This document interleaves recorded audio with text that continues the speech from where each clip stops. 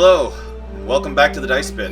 It has been a minute since we have been back, but we're coming back with a new story. Don't worry, Finder's Hollow will return. But we are coming with a new Star Wars story, and with a few new players, and with the hope that this will be kind of what we use to fill in when Finder's Hollow players can't make it. But I do want to mention, even though it's not going to come out during this time, we are literally filming, and this was an accident, we are filming on May the 4th. So the fact May that the 4th be with you. May the 4th be with you. And it was like, that was a total accident, but I love it. So, but with that, I'm just going to jump right in to the story. And we're going to start off with Gam Gam. Would you give us a description of your character? Me? Yeah. First, okay. My character's name is Gam Gam Rippy, and he's a Gungan operative. He's very, geeky, kind of, but he's got this stealth underneath that geekiness that really packs a punch. Okay. Any, like, special markings, like, on his body? Because I know that orange and white's kind of got anything like that. Markings. He's got a yellowish orangish skin. Mm-hmm. Hold on, it's been a minute since I've actually looked at this character sheet. It took us a while to actually. Why we haven't been up and going is it actually took us a while to actually build everything up. So I will say, for those who do not know, Star Wars is way more crunchy than regular 5e, so there was a lot more involved. Yeah. He's got teal eyes. Oh, nice. He's in his early 20s, maybe. And, let's see. He's got a soldier background. So he has, like, I wrote this a while ago, and I knew where everything was. Now I'm looking at it, and I have no idea where things are. I'll figure it out later. He has a little special trinket from his soldiering days. I'll edit that out. DW, if you will give a description of your character, and then I will get the setting going. So I have a Chiss scholar. His name is Ren, and background. Of course, I'm thinking like look. What do they look like? Oh, look. What air do they give? Basically, just cut dry, average Chiss look. He has blue skin. He has jet black hair. He has a mild hunting scar on his left cheek that is mostly healed.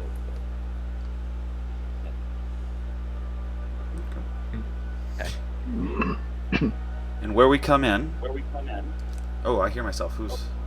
Somebody's picking me up there. Okay.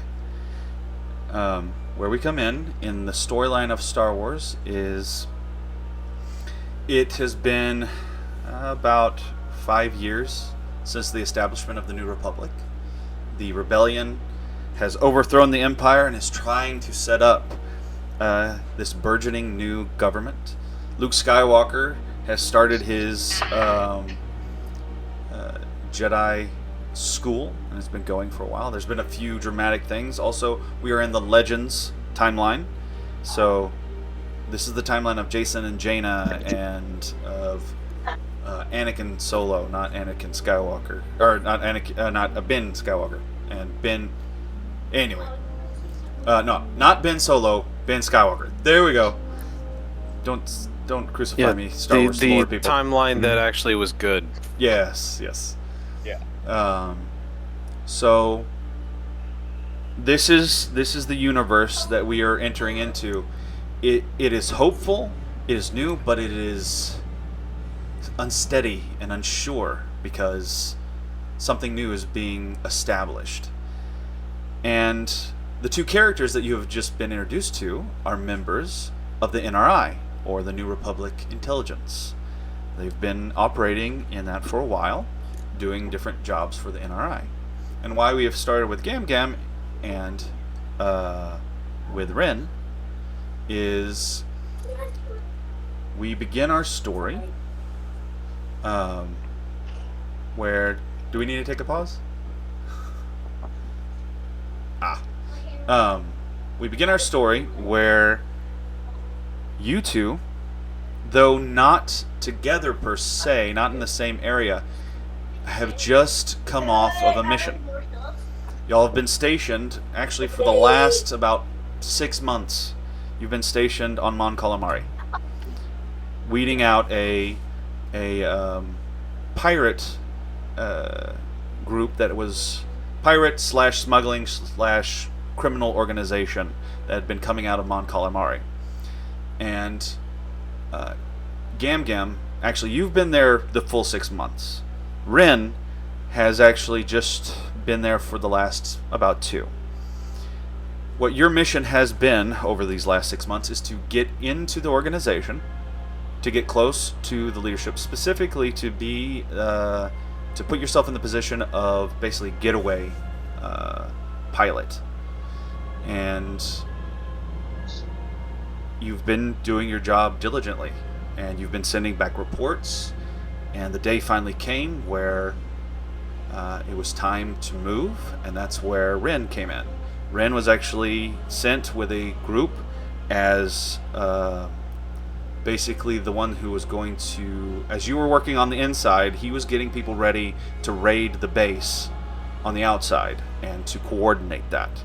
And y'all have had correspondence over the last 2 months, and we've just come off of this, and it went swimmingly.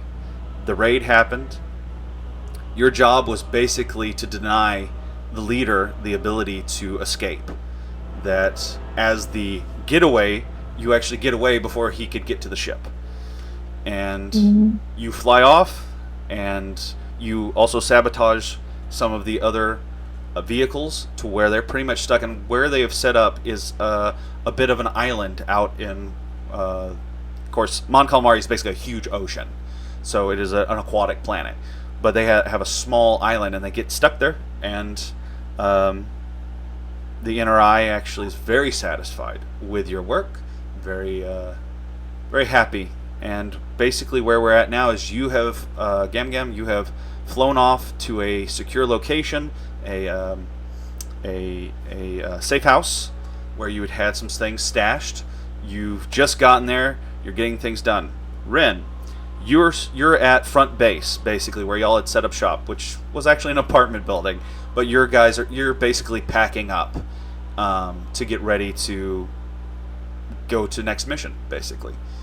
And while you're doing that, Gam Gam, you actually, we're gonna go to your situation while you're there. You actually have the feeling that you're going to actually have a week, maybe, to actually relax, maybe take in something nice of Mon Calamari before you leave.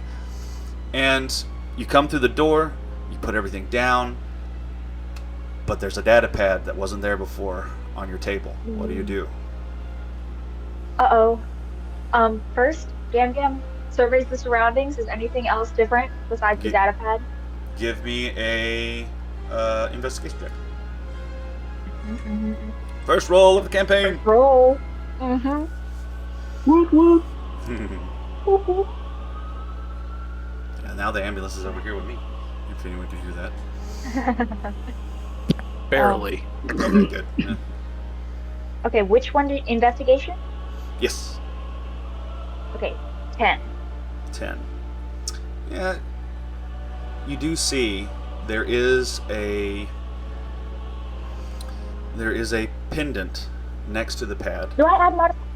Even if I don't have the... Do I add the modifier for the stat? Yes. Even yes. if there's no proficiency or expertise? Okay, 11. 11. Anyway, you notice it's not hard to see. And you would recognize this. So not hard to see from the standpoint of you would recognize it wasn't here, and you recognize it. It's a pendant that has, in your circles, of the NRI is a pendant to indicate it's one of your fellows who has left this. And I'm going to say that it's basically a tri-star pattern with green, kind of green colored stars. And I would say that the color actually is an indication of what you're supposed to do. Green is read immediately. Basically, don't, so yeah. Don't wait, read immediately.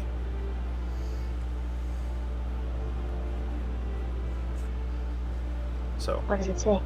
Oh, you're gonna pick it up and activate it? Mm-hmm. All right. So the screen flashes on, blue light on your face, and it says immediate recall. Your seat has already been purchased on the next transport out to Coruscant. Basically, vacate immediately. So much for that Okay. that week of enjoying When my time. is the transport? Do I have a window of No, it's when I can get on that transport? It is. You are on the next transport out. Go to the spaceport. You are to And when is leave that? immediately. Like now. Oh. You are to go now. Basically, pack up. Go. Oh. Okay, what stuff do I pack up in the place? You tell me. Did you were mostly with this criminal organization. This was the safe house. So you would have. I would say that you would have stashed a few things, but you hadn't been really living there. You've been living at the base with the criminal organization. So. Do you travel light? Are you someone that tends to have a little extra? I think Gam Gam brought a little extra for entertainment, just some gadgets or maybe like fidgets and stuff. He makes sure to pack those back because Okay. he needs his little anxiety fidgets. So. Okay. All right. But that's pretty much that, and then the essentials. Yeah. And I would say it's pretty easy. You pretty much had most of your stuff packed up already. You were coming through the door. You were going to get comfortable for a little while, but that got totally waylaid. So. Yeah, bummer. Yeah. So we now shift to Ren. You are literally in the middle. You've got other people who are working with you who are. You're overseeing the packing of delicate mobile computers and I would say even like a miniaturized hollow table that would have allowed you to actually coordinate troops and so on for this mission. So you're in the middle of very logistical work right now. You're actually like checking off boxes, making sure that everything, resources is one of those things. You don't want to break resources or lose resources unless you have a good reason. And you were basically out of the fray for this one. You were, again, coordinating. And so you're basically doing that. And while that's coming, one of your subordinates had left because he'd gotten a call, and he comes in, actually very clipped, and walks up to you and goes, "Excuse me, sir. This came for you." And he hands you a data pad. Do you turn it on? So, Ren thanks is he an officer or?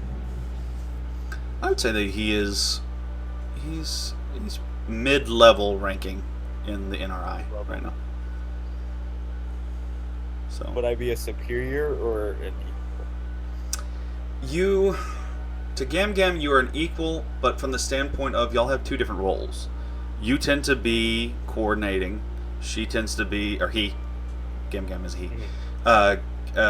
He tends to be field work, like actually getting in the field. Now, not that you can't do field work, you absolutely can, Right. but you tend to be used for more, once again, strategic.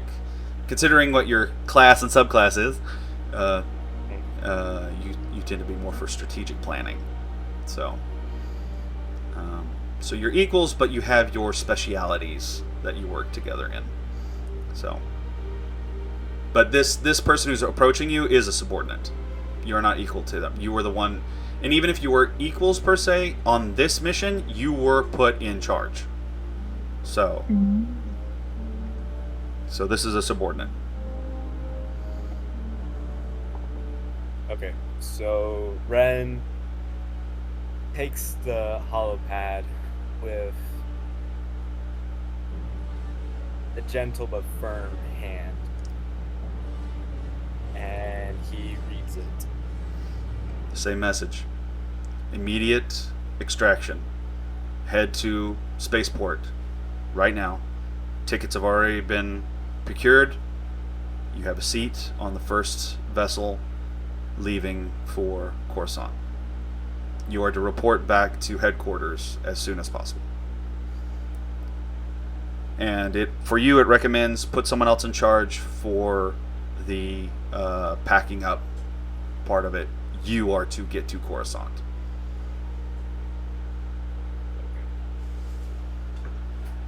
So, Ren, he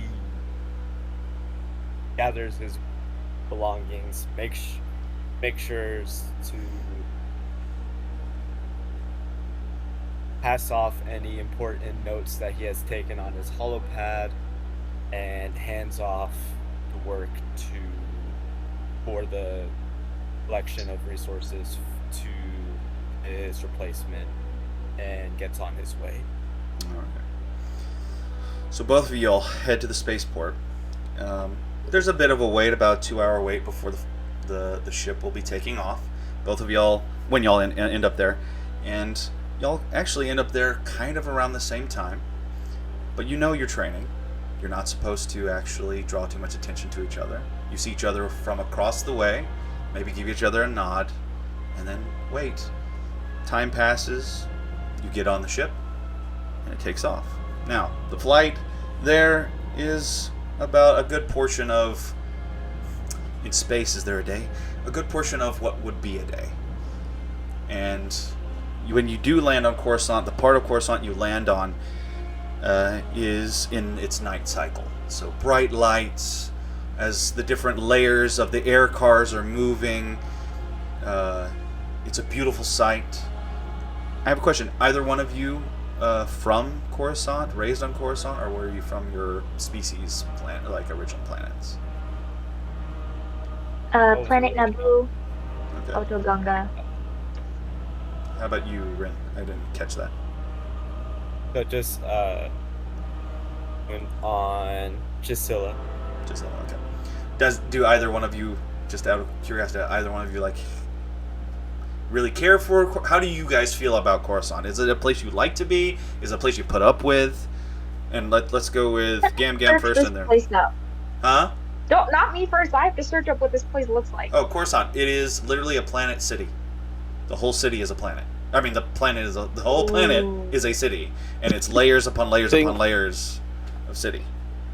Think New York City on steroids. Gam loves it. Very different than where you were raised. Gam loves it. Okay, yeah, because Naboo is very much about you go with the natural flow of things. They conquered the natural, and you can't even find it anymore. There's even a spot which is city. There's like I think 3 layers down or 4 layers down, if I remember correctly, in Coruscant. There's the highest peak of the last mountain of Coruscant, and it's like waist high at that point from that layer. They've so built upon this planet. So yeah, but anyway, how about you? Yeah, Gam thinks it's new and fun, and he loves it. All right, so you actually really enjoy Coruscant. Rin, are you indifferent? Do you love it? Do you hate it? I'll say Ren would probably be indifferent about it, in the sense that it's not as efficient as it can be. Hey, there you go. All right. Yeah, there's something about the stacking upon stacking upon stacking that it invites degradation. So, I like that. Anyway, so you land, and at this point, again, your training says that you don't need to get off and head toward headquarters together. You need to take your time, and both of you kind of choose a circuitous route back to headquarters, and you finally end up there. And at this point, y'all can acknowledge each other. Y'all can actually, if you have any roleplay of talking to each other about the mission that y'all just finished, as y'all are walking to, when you enter, you're seen by the receptionist, and they hand you another pad that basically just tells you which room you're heading toward. So, but yeah, successful mission. Both of you guys did your part the way you were supposed to. I do not remember my character voice that I came up You with. kind of came up with one. It's like, Lisa, yeah. Lisa, nerd. Okay. Okay. I think Gam Gam keeps his eyes to the floor. I think if DW's character Ren wants to talk to Gam Gam, then Gam Gam will respond. But otherwise, he's just like minding his own business. And Ren, I would say, in your experience, Gam Gam's execution of their part in this mission was artful. There are those who do these missions and they do a good job. Then there are those who do a really good job. And with your experience, Gam Gam was masterful at getting in, getting totally unnoticed, being a nobody, but was able to work things from the inside. Okay. So, should I probably do like the standard Shift's voice? Or That's should up I to you. just- Go for it, man. Just what you feel. Gam Gam. Oh, The User mission. Ren. Oh. hello, good to see you again. Haha. It's very good to see you. Mission was a success thanks to your expertise. Well, it's a Misa pleasure. What can I say? I enjoy the job. Haha. Excellent. Are we heading to the same place? Yes. You're basically walking and talking at this point. So. Mm-hmm. We can skip past that. Okay. Okay. All right. So you make it to the room. And what you find is a typical debriefing room. What's unusual is typically in these different debriefing rooms, you would have someone there to debrief you. Again, you're met with a data pad. You're not met with anybody. There's just two chairs. There's a conference table with multiple chairs. It also feels like there should be more people in this room. But there is only two data pads sitting across from each other at two of these chairs. And the lights are even dimmed to make it seem like there shouldn't be anyone in this room, that it should actually be unoccupied. So Can I make a perception or an investigation or something to see if we're being watched? sure, Yeah. Which one? Perception or investigation? whichever one I you feel have like. stuff in perception. Okay. Yay.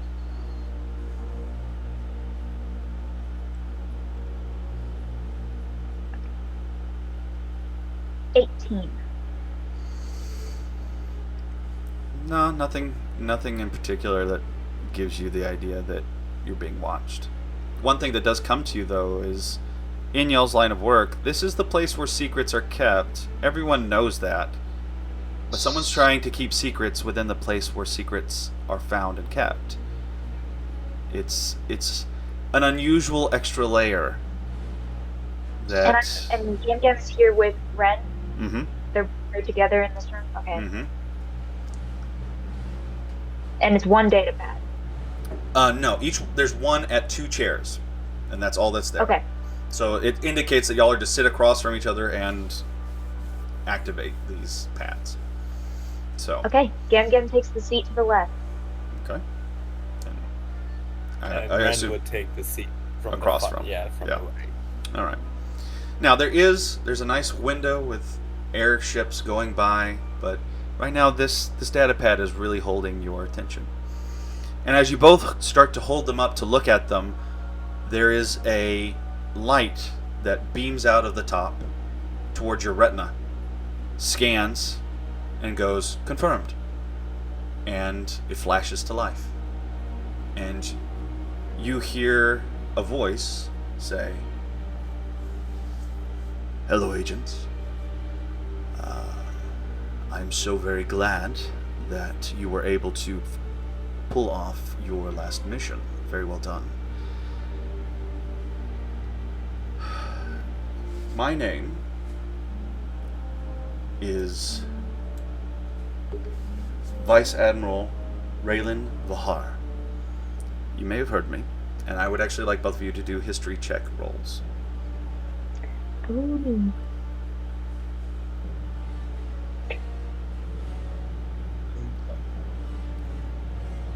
Which one is history? Wait, is it lore? Lore, yes, Wait, lore lore? would be, yes, lore in this case. Sorry. Okay. Okay. 5e 16. terminology. 16? Okay. Mhm. How about you, Ren? Okay, so for wait, okay. Sorry. So it's the What was this guy's name? Vice Admiral Raylan Vahar. Oh, Vahar. Yeah. Okay, and it's with just a D20, right? Or... Yeah, plus your lore modifier, and if you're proficient, that would add your proficiency modifier as well. And if you're an expert, it doubles your proficiency modifier. Yeah. Okay. Just Mr. Scholar. just a 16. Okay, both 16. That passes. You definitely know this name. This name is... It may not be known to everybody, but in the NRI, this name is legendary. You know him to be a Bothan who actually survived the mission to get the plans for the second Death Star. And that this is one of the reasons why he is legendary, is he was one of the ones who survived. And he has risen through the ranks of the NRI since then, and is someone of a lot of influence in the NRI. So anyway, he continues. You may or not have heard of me. And I have taken a special notice of both of you. I am seeking to start something new, and I would like you to be a part of it. Something that even the NRI, at least most of it, will not know about. Both of you will become shadows. Will not be known by most of the galaxy. But you will be doing something that is very, very important. Something that has been needed for a long time. Now, there are those who've been given an option to be a part of this. As members of the NRI, consider this a promotion. You have been promoted into this organization. And as such, I would like to give you a little bit of a rundown of some of those you'll be working with. And in this scene, we kind of fade out of that as you listen to this data pad go into the description of other members that you will be working with. Well, here. First of all, no. Was it a recording? Huh? It's a recording, yes. Okay. Yeah, you don't get the sense that you're actually talking with someone. You get the sense that you're having a recording that's speaking to you. So the scene, we now shift to a planet on the outer rim, rough and tumble. Not the most run down, but also not the most high class. A place of farmers, farmland, caves, rough hewn, but a place with plenty of resources. And we come up to a diner, basically, that's held outside, and with a myriad of different races here, eating, talking. And at one of the tables, we find Ravenous. If you'll tell me the name of your character once again. The name of my character is Dralin Vosh, Dralin, and the last name Vosh, Dralin Vosh. We find Draylen at one of these tables, And he's actually had an eventful last, would you say, month? How long since you've been dealing with your special project, as it were?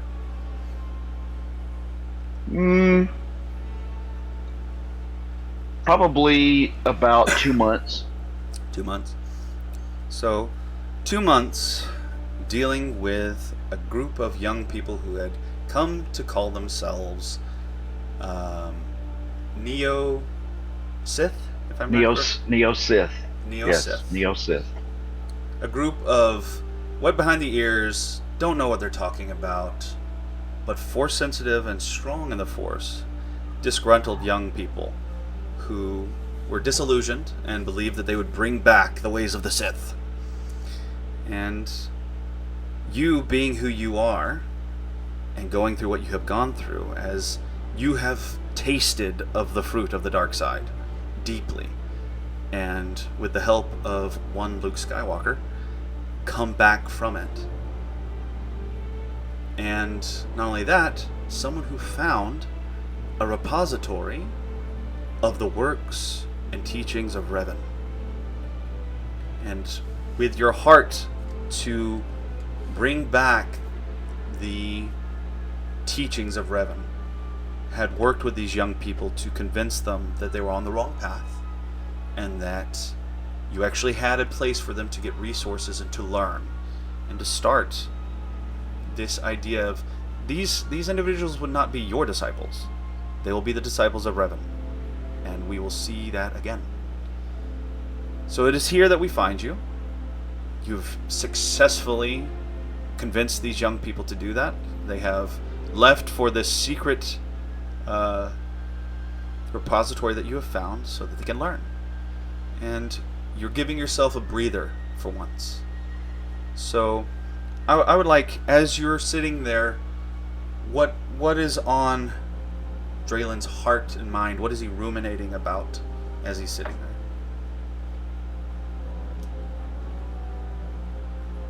Well, there's only 6 of them at this point in time.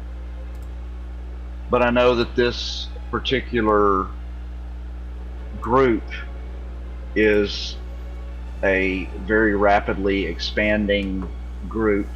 They are causing a lot of problems on various planets.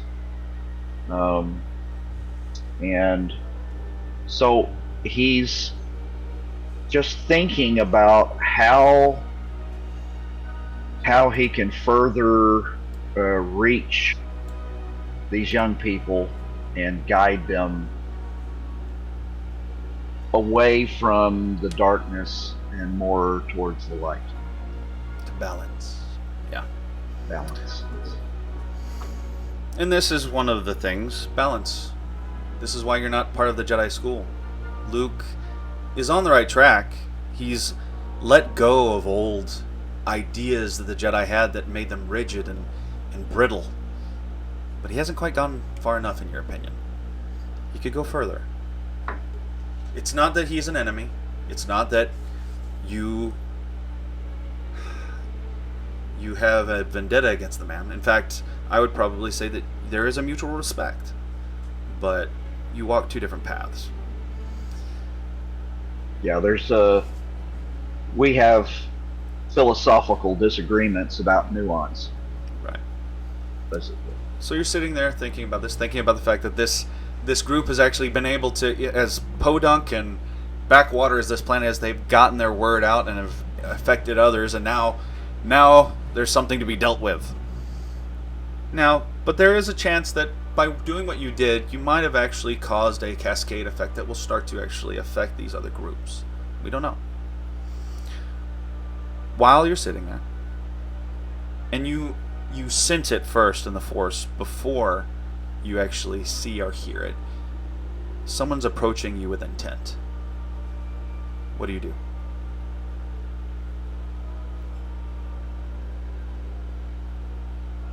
I get that initial feeling that someone is approaching, and I intentionally reach out further and stronger to try to determine what is actually coming. Okay. Give Now, me is there either. some kind of roll? I would say in this case it's just it's an investigation roll, unless there's a force power that would better suit this.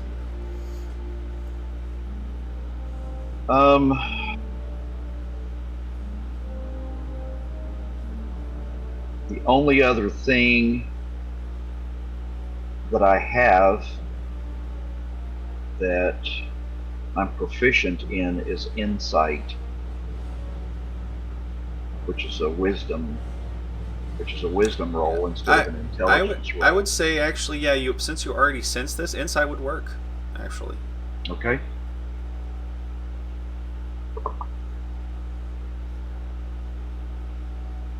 Dirty 20. Nice. It's not malice. This person is not coming to attack you or come at you. They are hiding something. There is a bit of a shadow to their intent, but it's not aggressive. It's, in fact, you're actually getting a little bit of a hint of, again, respect. There's a respect in your direction as this person approaches from behind you. Okay. You just kind of sit. Yep. What I do is I just keep on nursing my drink as if I don't know that anybody is approaching. All right. Well, as you sit there, you first notice out of the corner of your eye a kind of a royal blue fabric on this individual as they pass by you, and they take a seat opposite of you, and it's a human, and he's in what looks like common, like nice clothing, but not anything. There's no markings or anything. It's just he's in a nice suit, basically. And he sits down, and as he sits, he's like, "May I take a seat?" Certainly.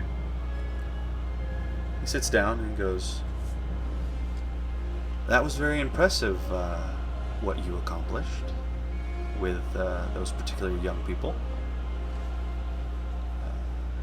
Neo-Sith, I believe?" Yes, how do you know about that? Oh, I know a lot. We've had our eye on them. And frankly, it was becoming a problem. And we were thinking we were going to have to deal with that problem, but you saved us the trouble. And not only that, you did it in a way that actually was a lot cleaner and a lot more efficient than what we had planned. And so you've gotten the attention of certain individuals. And he puts down a classic calling card. Nothing technological. This is a piece of paper with writing on it, like a business card. And he slides it across the table to you. Okay. I slide it a little closer and take a look at what is written on the card. What is written on the card? It is basically the name Vice Admiral Raylan Vahar with a small code that you recognize in I don't know the name of the Star Wars characters code. And as you look at that, he places a small communication device on the table as well, and slides it towards you, and basically says, if you'd like to make more of a difference in the galaxy, there are those who are very interested in working with you, if you are interested.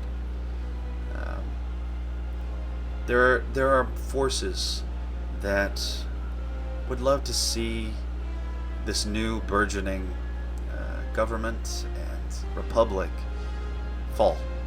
They would love to see to it that it's eaten from the inside. And we're trying to cut those things down at the root. if that sounds like something that you'd be interested in, use this device, put in that code, and let us know. Do know, even if you don't, we'll be watching. And if you keep doing this kind of work, we may reach out again. But you seem perfect for what we're trying to do. So I hope you consider this. I don't know if you have the answer to this question or not. But if you do, I would like to know immediately. If I were to actually consider joining this group, would I be able to continue my work with the Neo-Sith?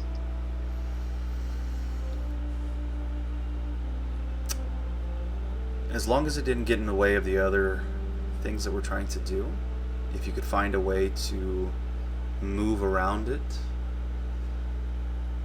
I don't see why not. I would say if you join this group is going to want you to give priority to what is our mission. But if you find yourself, because this is going to require a lot of travel, we're going to go, this is not stagnant. You're not going to be staying in one place. So you may find yourself in the same area, and if you can find your way to work with this while doing these missions, absolutely. And in fact, if you really are worried about it and you have any things, we will take that into consideration, because we're keeping an eye on this as well. And again, the way that you dealt with it was masterful, to tell the truth. And we would like to see more of that. Well, I see that this burgeoning group of young people potentially could cause great problems. Yes. In the galaxy. Absolutely. And really, the issue is that they're lacking direction. There's no one. These are all young people who, in essence, have been left on their own to make decisions for themselves, and they don't have any guidance, and that's the reason why they've gone the direction that they've gone. So I believe that one of the ways that we can eliminate them as a threat is to give them the guidance that they need. So my heart is very in the saving these young people. So I would hate to join your group and then have to drop that altogether. So we'll see if we can work with that. Again, we're keeping an eye on it as well.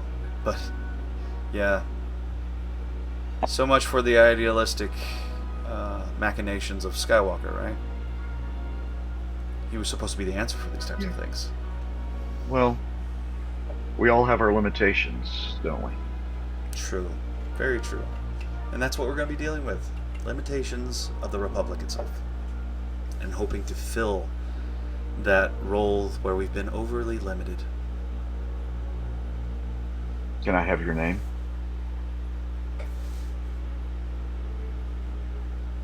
Agent Viren.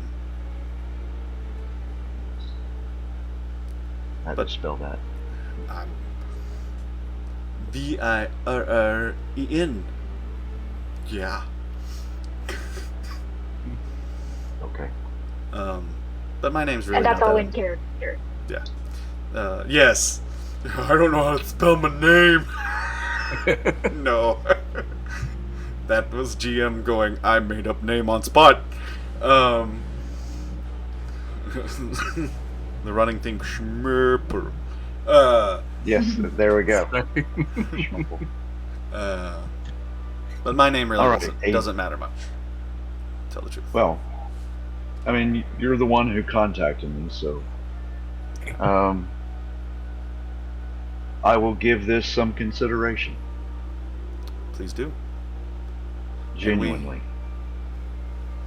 And we pull away from that, and we go back to the conference room, and you hear the voice. We have Draylen Voss, a remnant of an old Force religion known as the Revenites. He's bringing it back, and he's actually done some interesting work with those who would threaten the Republic. Be cautious, though. This is a man that his whole philosophy is holding two things in tension. The man could possibly snap. I don't know. We don't know enough. So keep an eye. But there are certain things about how he has done things and certain things about himself that he is perfect for this team. Of course, I've always been a bit suspicious of the Force myself. It's a little bit of a wild card, but rather have that card in our hand than for it to be just out there on the table. So we fade back away. And we now fade to a capital level ship that is orbiting's the wrong word, stationed near a asteroid, a very huge asteroid in the Corellian sector that is a mining operation. And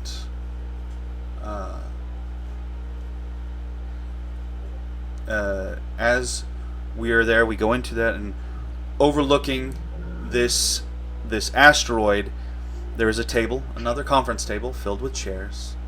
There is a very, very well dressed, hands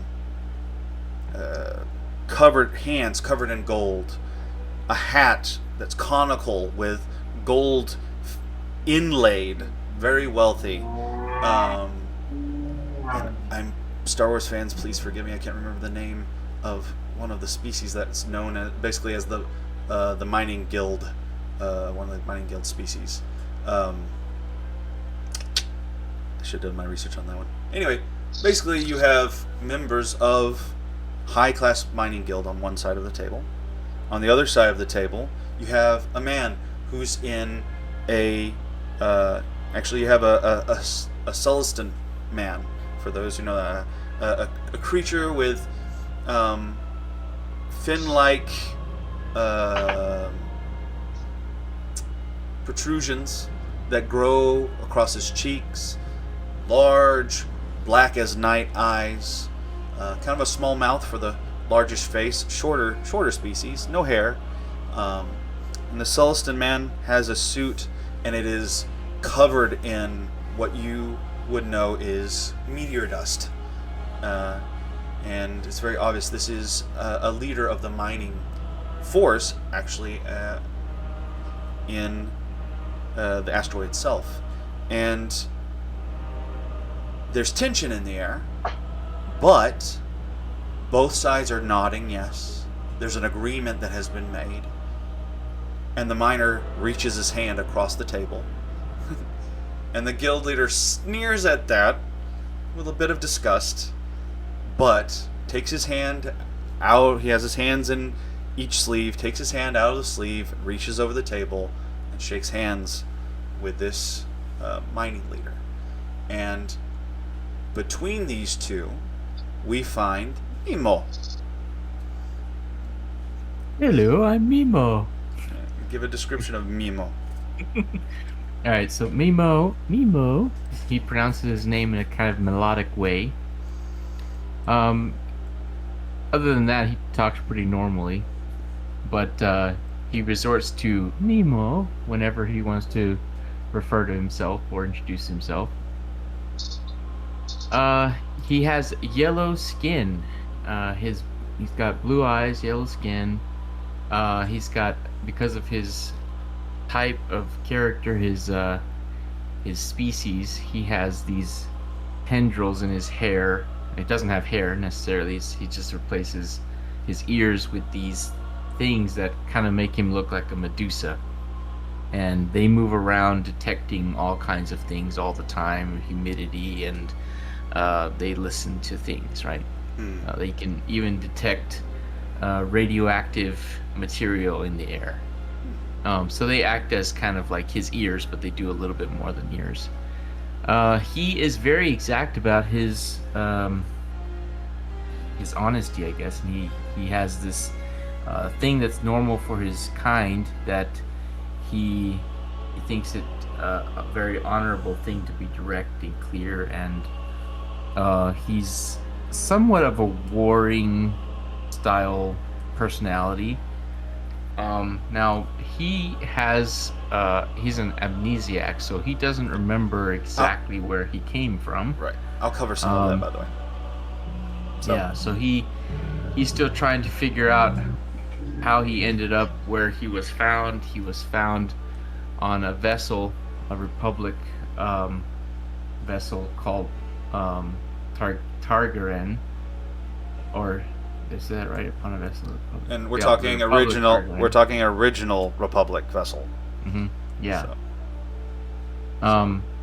And so it was a droid carrying vessel, and he was in a Bacta tank, recovering from something. Don't know what, but he was found there and extracted from the Bacta tank, and the only thing that they could recover from the ship that had anything to do with him showed that he'd been injured in battle. And the date somewhat coincided with Order 66, so he may have been involved, but we don't know which side he was on. He was found on a droid ship, so many assumptions could be made, but we just can't be sure, really, whether he was, on the Republic side or on the Rebel side, based on that alone, but who knows. He wakes up from that, and he feels more inclined towards the light side, and he has some force powers, and he finds himself meeting with Luke. Well, actually, I would say Luke is the one of his people found you in the Bacta tank. Okay, correct. So, yeah. So he was found by Luke, and he decided to go looking for other Force users, or Luke rather went looking for other Force users, but kind of put Mimo in this this kind of role where he is going to be discovering himself little by little and finding out, maybe hopefully remembering things. He has a device that he's going to be using throughout his story that is this beak, this bird beak, and it might help him recover some of his memories. Okay, I'm going to retcon a little bit of that. That it's not that Luke sent you out. Luke helped you get to a place where you're healthy enough to get going, and he wanted you to stay at the school, and you were like, I need to find more about myself. And it basically was along the lines of, I'm not going to keep you here. If that's what you feel like you need to do, go do it. So he ends up in this where he's on his own, I guess, right now. Right, I don't know if he's already joined up with anyone, but no, he's on his own. And okay. Where, if you remember, where I was, we've discussed, is that where you found your talents was in negotiation, and you've just negotiated one of the worst conflicts. And DW said the species I was looking for is Nemodian. I actually wasn't thinking of Nemodian. Sure, we'll say it's Nemodian. That would work, because that's kind of got the same vibe as what I was going with. So yeah, we'll say that it's between a Nemodian and the Celestin. And this basically, because of unfair treatment at this mining facility, the mining facility had basically gone full rogue, and battle had basically broken out between those who were like fortifying the mining facility and I guess the Trade Federation at this point, what's left of it, and it was actually a legal thing. The Trade Federation was like, we own this is our operation. The other one's like, we live here. And it was this major conflict, and you basically just brought that conflict to an end and was able to negotiate a mutually satisfactory end. And that's where we're finding you, is you really found that you have a gift for negotiation in high intensity situations. I also want to mention that I'm saying that the Bacta tank you were found in was actually an experimental Bacta tank. That's why it was able to preserve you as well as it was. Unfortunately, the tech layout, like what was actually causing it to be better, that part of the documentation or the data within the ship was lost. It was corrupted beyond recognition, and they're all like, "Oh shoot!" You know, even though it was Luke that found you, there's even people they were still like, "That would have been good to have," you know. But yeah, it's the fact that it was experimental is what allowed you to survive. Okay. But yes, amnesiac, we don't know. So at this point, you hear a cork go boop somewhere. Champagne glasses, basically. Star Wars champagne. Space champagne is poured, and glasses are being passed. And that was the table. There's a bunch of people, people that are in the retinue of the Nemodian, people who were there to work with the leader, who were all there, who were kind of standing back with bated breath to see how this was going to turn out. And with this, everyone is actually milling about together, and it's become a celebration that this has been put to rest. And as that is happening, I would say a similar experience. You feel someone through the crowd weaving their way, different than the rest, with an intent towards you. Okay. So let's see. I'm gonna do something here. Let's see. He's got something that he rolls every day. So I'm gonna roll that Force Visions. And let's see. With that out of the way, let me go ahead and find out what he can do to sense his surroundings.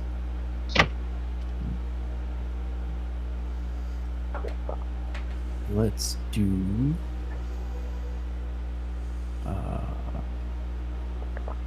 where is it? I'm still trying to get my page figured out. By the way, I couldn't look at it when I tried to click on it. It was like a whole bunch of like code. It was weird. Yes, I wanted to say try to open it like in a browser. Right click and open in browser. And then it will interpret it. I trust you. Cool. Let's see. No, it's not insight. What I want is. Again, I'll accept insight if that's what you want to do. I thought I had something better, but my page is too lengthy. No. Sense emotion. Okay, yes, sense emotion. That's what I want to start with. All right. So I want to sense the emotions of all. So this thing is before any social encounter. So I'm expecting a social encounter. Right. So, Yes. during negotiation or when anything I suspect, might be occurring, I'm going to start with this one. This is kind of like the base one. And I'm going to spend 1 force point. And I just want to sense anything going on. One force point. If it's a level 1, you spend 2 force points. Okay. So it's always 1 over the level of the force ability. Okay. So tapped it twice. Okay, so I just spent 2. And so yeah, what it does, concentration 10 minutes. You sense surface emotions for every creature within 30 feet. Fear, joy, hostility, grief, deception. No thoughts, just feelings. Okay. Doesn't First of require all, save or... you're in a crowded room. That's smallish. You get flooded with a bunch of different emotions. You get joy coming off of these different individuals that have been a part of this, but you also get off of the leader of the Nemodians. There is a bit of frustration, dissatisfaction at the outcome. It didn't go exactly like he wanted it to. Actually, a little bit of that coming from the leader of the miners as well. Both of them didn't quite get exactly what they wanted, but that's Good. And you're very used to this. Mm-hmm. That this is negotiation. That both sides don't normally come out fully enjoying how it turned out, but it's enough that everyone can agree. So this is familiar to you. There are other ones though, in the Nemodians circle. Relief, you're getting feelings of that that tension letting off, and feelings of, some of them are like, I'm ready to go. Why are we, this kind of sense that you're getting of, they're along the lines of, why are we staying? Let's just get out of here. So that's the main soup of emotions that you're getting. And in the middle of that, there is one individual that's sticking out like a sore thumb, with intent and emotions of interest and actually intrigue focused squarely on you. And it's approaching it's approaching. It's weaving through, but it is very obvious that it is approaching you. Okay. I'm going to, since I cast that first one, it adds a +8 to insight. So I'm going to roll d20 on insight and add 8 to that. There you go. See what's coming at me. Mm-hmm. Let's see. Click that. Where's my roll? It's supposed to show me my rolls. Where is it? Where's my roll? Clicked it. Where did it go? Oh, there it is. Insight. Okay, then +8. I got a 17. 17. Very similar to what Draylin picked up. Again, intent, a desire to meet you. But something kind of hidden, something under the surface. And around this time, as you're picking this up, you feel a tap on your shoulder from behind. Oh, who's there? And I turn to look. And what you see is a female Twi'lek in, again, very nice, not extremely nice clothes, but nice clothes. She seems to have been part of the retinue of the Nemodian. And she basically says, hello, would you by any chance have the ability to, may I have a word with you, semi-private, not truly private, but in that corner over there, toward the punch bowl. Very well. There's a spread. Sure, lead the way. And she takes you over there. And she turns to you and says, well, congratulations. This was excellent work. That could have gotten very bad very quickly, but you really helped smooth things over.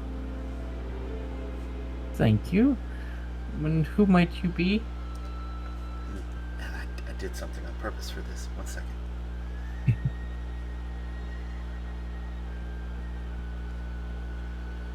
I'm not totally going to be grabbing names out of thin air.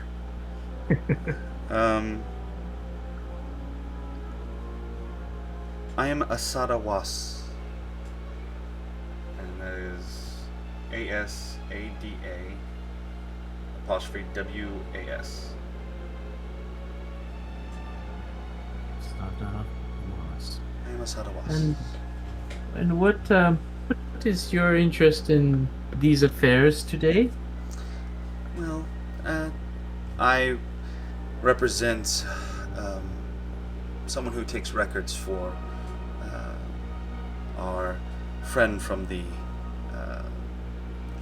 Trade Federation, officially. Unofficially, and she gets very quiet, comes closer and says, unofficially I represent other interests who are very interested in your work. They've been watching. This was masterful. And we're wondering if you would like to do something that may not get as much attention per se, but may have a huge effect on the New Republic, on the Republic. Well, let me be clear. I hear a lot of interest on top of interest, but not much more than just words of interest. What is your involvement here? Who brings you here exactly? I represent a new organization. An organization that is very exclusive, very unknown, very new in the Inner Eye, if you're familiar with the Inner Eye. Let's see here. New Republic intelligence is NRI. Okay. So you would be familiar with the NRI at this point. So Okay. We are representing something new that seeks to hopefully negotiate things before they ever become a problem. And if not that, deal with them. But your talents would be a excellent addition to what we are doing. I'm gonna trust my emotions and trust that or my sense emotion detector, and that she really is interested in what I bring to potentially their group. What was it that you had in mind exactly? Were you looking to recruit me for something? I'm glad that you see that you're on the same page. Yes. We would like to recruit you to this new organization. Now, obviously, we're keeping certain things secret until you decide because it's not smart to necessarily divulge such things until you've made a decision. But until you do, and she kind of offers a hand like she's going to give you like one of those cupped handshakes. Do you take it? It's a good question. What With that insight check, I'll let you have some information if you're kind of going to lean back into that. Sure. Let's lean back into that. Okay. Again, no malice.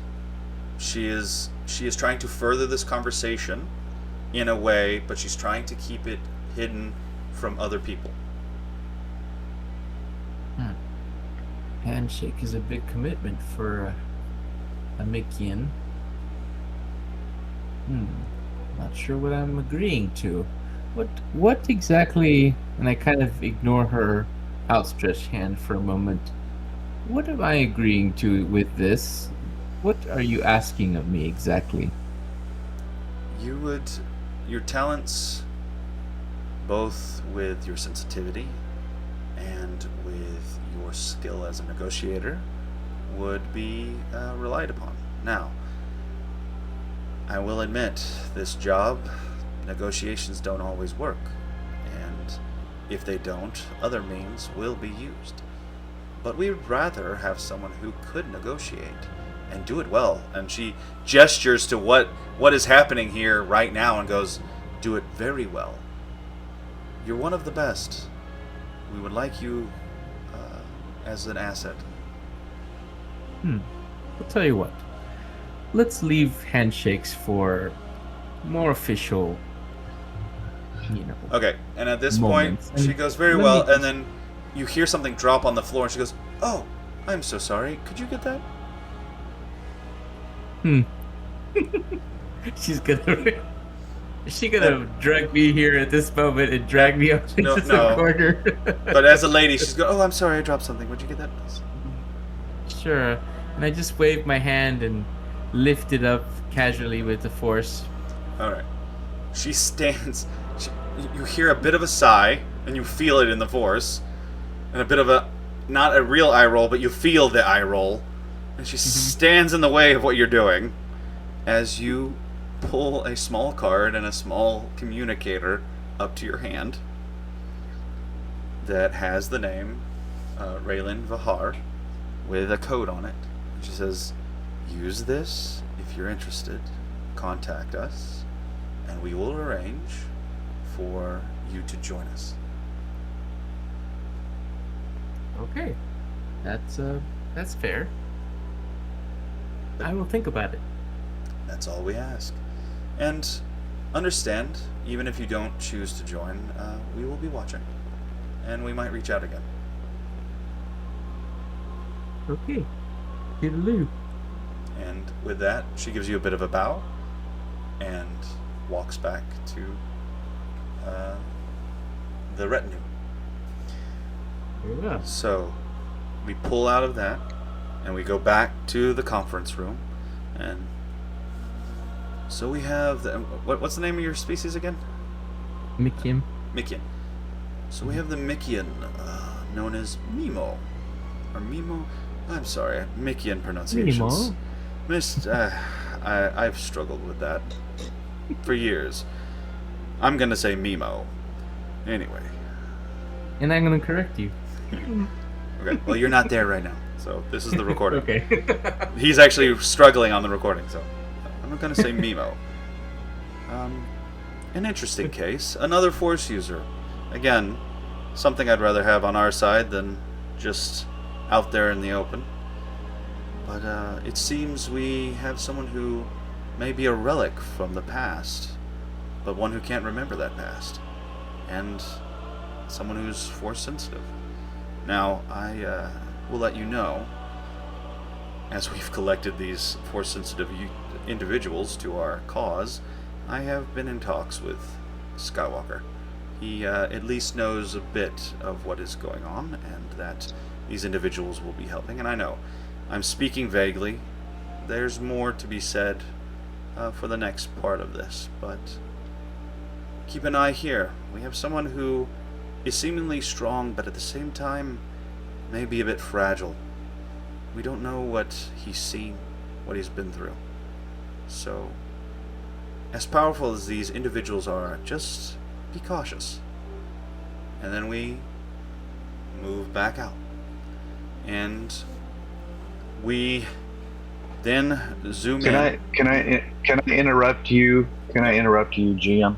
Mm-hmm. I was never given the opportunity to actually give any kind of description. You're right. Description. You're right. I'm so sorry. Of my character. Yes.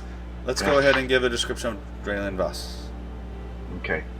So it's Vosh, V-O-S-H. Sorry, Vosh. Yes, Draylen Vosh.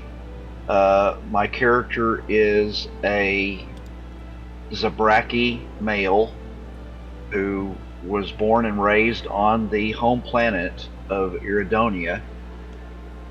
He's 5'10". He's did I say he was 36 already? No. 36-year-old male Zabraki, 5'10", 190 pounds, medium size. He's got a bald head. You actually see a picture of him on my little rectangle here. Yellow eyes, red skin. He has 4 horns with light facial tattoos. As a person, he has a strong sense of fair play. He always tries to find the most equitable solution to arguments. He has not a good past. In fact, that's what led him into the dark side to begin with, is he had a very abusive father. He was also bullied because he was small for his age until he hit about 15, and then kind of skyrocketed in size. And then at one point in time, because of his activities, dark side activities, he was actually beaten by a noble and decided that he was not going to ever let anyone touch him like that again. And so that's the reason why he turned to the dark side. But since then, because he has followed the path of Revan, he has basically become a folk hero, and he's protected by the common people. So. Alright. So, next scene is we move from, actually, interestingly enough, from the conference room at Coruscant. We then move to the Corellian sector once more, on Corellia, at a prison of all places. And Sitting in a cell, we find a human, and are we going by Fred right now? Yeah, Fred. Oh, okay. Anyway, by the way, for the audience, that's not his real name. So, Fred, if you'll give the name of your character and describe him to us. Yeah. Okay, so the character I'm playing, he is Goran Malshir. He's a berserker. He has brownish, blondish hair, brown eyes. He's 7 feet tall. He has white skin. He's human. He's a male. He is 35. He has a long flowing brown hair, gray beard, and he has big earlobes. Right now, would they be wearing a prison uniform? That's a good point. Yeah, I would say they are. Okay. You can describe what they're would it wearing be- later. Normally, Yeah. what they normally wear. Well, you'll describe it? No, you will. You or- will later. Okay. Am I chained up? No, you're in a holding cell. Okay, I'm just yeah, I'm just pretty big. It's kind of a tight cell. But yeah. And this is a man who has run with criminal organizations, been a bruiser for them, been an enforcer for them. Yeah. But sometimes, it's just down to that bar fight sure was fun. It's nothing more than that. Has a reputation for knocking heads and not exactly leaving pretty faces. Exactly. And he has found himself in prison. Again, this is not the first time. This has happened before. He's been broken out before. He's got a history. Now, this is a pretty high security prison, a little higher than he's had before. There's actually guards, even though he's in a holding cell with an energy shield. He's got guards who are stationed around the clock at his cell. So they're taking this very seriously. And you've gotten very used to this. You don't get to actually go out to the yard as much as some of the other criminals. In fact, you've ended up in quite a few fights with other prisoners, so they don't like putting you out in the yard much. So when they can find an excuse to leave you in your cell, they will. And you've gotten used to these guards. In fact, which is interesting, above table, this character actually has a pretty good charisma score. Yeah. You've I'm pretty actually, friendly. yeah, even though he can be as intimidating as all get out and he loves fighting, you've actually befriended to some degree these guards. Now there's this tension of like, dude, if I was out on the outside, I would punch your face in, but since we aren't, let's talk. So y'all have shared a couple jokes here and there of the off-color nature, and you actually have a weird rapport with these guards. And you know, your day's kind of going the way it's been going for the last, month. You've been in here for a while. Normally by now someone has broken you out, and this time it hasn't happened. You're actually getting a little antsy because it's looking like it's looking like maybe I'm this time they got you. scratching my head over Yeah. this. So, but as you're sitting there, are you laying on your bed? Are you just sitting there? Are you like washing your face? What are you I'm doing? laying on my bed, You're just laying on your bed. trying to Alright. relax. I'm clicking a pen. Okay. As you're sitting there, you suddenly hear a tone, and you're on a cell block that's actually kind of close to the door that goes into that cell block. You hear a tone that you've come to know as someone either coming or going at the door, a warning that the doors are opening. And you can't see that door. You just know that sound. So you hear that sound, and then you see the two guards go to attention and then leave, which is very unusual. Yeah. And I got a question. Uh-huh. would they hear me? Is the force field? Can I? Yeah, talk? yeah. You can talk Okay. through it. Yeah. Okay. Anyway, they leave. Do you get up to see what's going on, or do you just kind of sit there and wait your fate? I don't think so. I don't think I would have even noticed it. I'm just sort of staring up at the wall or the Oh. ceiling. Okay, we can say that you didn't notice it. If that's the case, you're just staring up at the wall. You hear a outside your cell, Yes. and you look over, and there's a. I'm gonna say, yeah. I'm gonna have Ravenous remind me of the name I gave.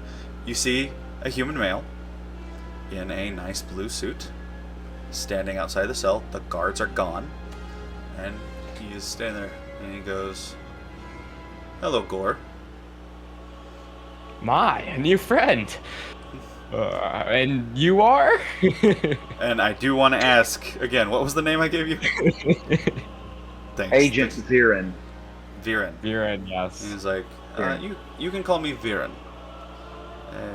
Nice to meet you. Nice to meet you too. And I So- sort of Okay, go try to give him a handshake. ahead. That's ill-advised, considering, and he kind of gestures to the force field. Yeah. So it seems you've got yourself in a bit of a jam here. Yep. You know? Bit in a jar. Uh-huh. I'm in a jar. In a jar. Viren, you have anything for me? I may. And actually, it does seem like no one's coming to get you out of this jar right now. That you will stay in this jar. Oh, I've been in jail for a while, and I've always managed to allegedly escape. Allegedly. Allegedly. Yes. Yes. Yes.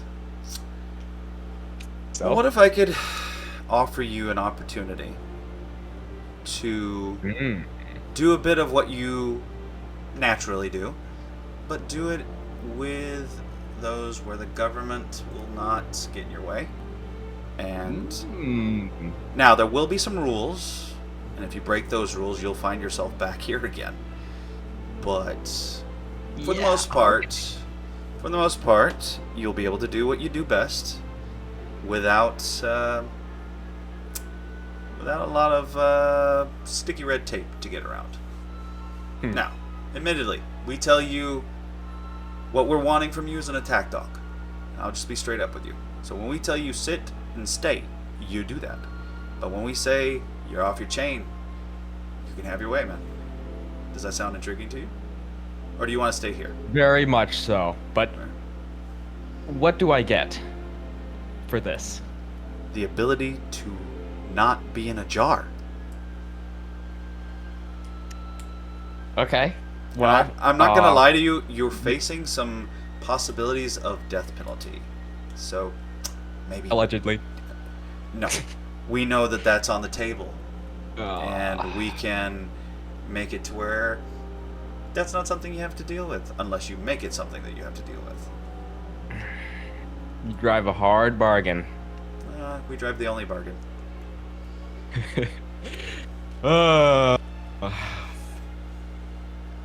Is how long will I Oh, be indefinitely. chained? Indefinitely. Okay. This is your Wow. life. Yeah.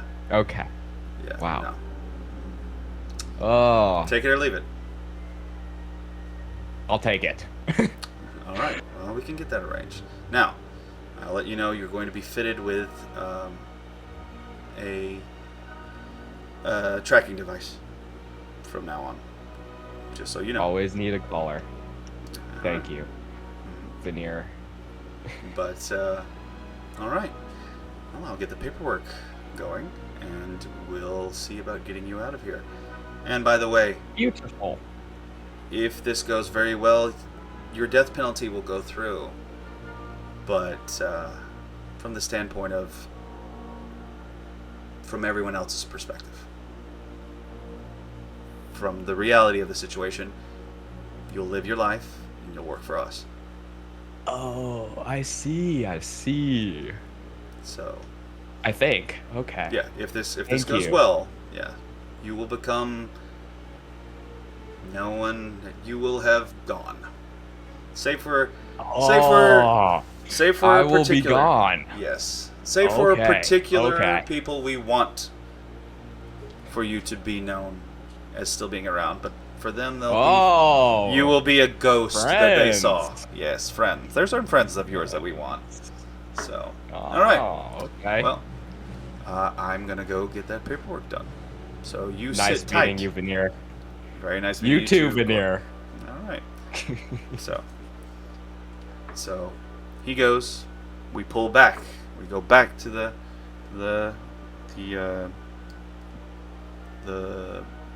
what did I say? Meeting room, boardroom. Meeting room. Yeah. Next we have Gore, or say the name again. I gave it to you, but I can't remember. Gorin Malshir. Gorwin Malshir. Yeah. Gorwin Malshir. Gorwin. Next we have Gorwin Malshir, otherwise known as Gore, which that should tell you a lot. This is a man who has been in and out of prison. Should have been just in prison for a long time, but he has certain skills and abilities that, if we can use them, will be very effective given certain circumstances. He has a brutality that might be necessary at certain times.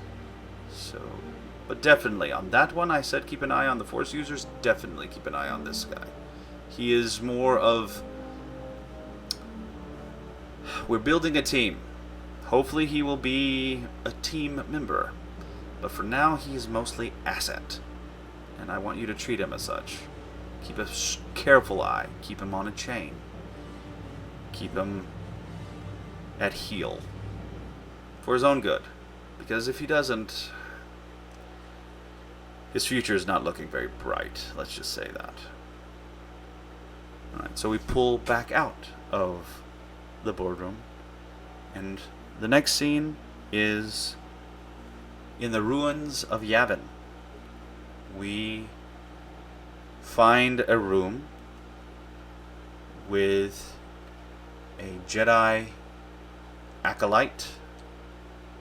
Gandalf, would you give a description of the name and description of your character?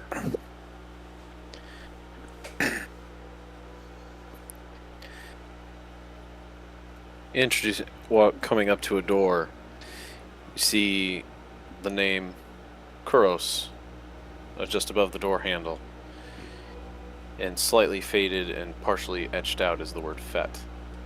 Next to it is Oh man, okay, you're going there. Alrighty, cool. There's a reason. That's really cool. Inside, multiple things are floating. Off in the corner is Kuros. He is a Kafar. Black braids drooping down across his head. He's floating in midair, focusing, concentrating. Images of his life before being on Yavin go through his mind, trying to come to peace with those things. A tear rolls down his eyes, trying to overcome the pain, doing as Luke has taught him, to experience the pain, experience the sadness, but to let it go, and to not let it control me. His eyes open. One eye is orange, one eye is green. His mesh armor is off in the corner, and his lightsaber is next to it. Focused. Still dealing with the memories of being found as a young child, well, found with his family on another planet, being taken in by the Mandalorians, accepting their way of life as a child until about the age of 12 years old, and then his force powers began to come forward. the Mandalorians were not a fan. They didn't like it. And as I grew in it, they shunned me and told me that I was not allowed to be present. As I was sent off on a ship with cargo, where I landed, I don't remember. But all I remember was a human with black clothes reached out his hand with a black glove and said, "My name is Luke Skywalker. Come with me and I will take care of you and I will teach you how to use the power that you have." And I have been with him ever since. Real quick, At the age of caveat. 20. At the age of 20. I'll give a caveat. I might change when we are in the timeline of since the Republic has been established. I am a little fuzzy on all that, so don't... It is a little wibbly wobbly at this point. So if someone I didn't watches... give anything specific of when Right, that yeah, would yeah. be. So. Right, yeah. But I'm realizing that it might be a little further into the establishment of the Republic. So, but just based on the ages of everyone. You're 20? Sorry. yeah, it's 20, 20, yeah. You're 20 years old? Yes. Okay. Yes. Hmm. So, as you're meditating, and as all these things are floating, you hear a chime at your door. I get to my feet. Everything's still floating. I walk closer to the door, and I open it. Say, "Hello, who is it?" You hear a very familiar voice on the other side. It's Luke. It's Luke. "Yes, master, come in." And he comes in. He sees the floating objects and he goes, "Ah." And just, he doesn't say anything other than "ah" and a nod of approval. And he then turns and looks at you and goes, "Sorry to interrupt, but I have some things to discuss with you." "Yes, come in." Take a split second to focus and allow things to be put back into place as they were. Very good. "Come in, master." We've discussed recently about your training and about the fact that you've grown a lot in the last couple of years and how "Yes." you're actually starting to outgrow the school. That's... I've noticed my advancement is a little quicker than some. yeah. Of course. Don't get a little... Don't get too ahead of yourself. Try not to, master. Yeah. I have a mission for you that will hopefully allow you to grow further. All right. And understand, I won't make you do this, but it would be a great favor if you would be willing to volunteer. Would be the parameters of said excursion. Well, you would not be living here any longer. You would be, I'm not entirely sure what ship you would be on, but you would be part of something that is happening that is new in the NRI of all things.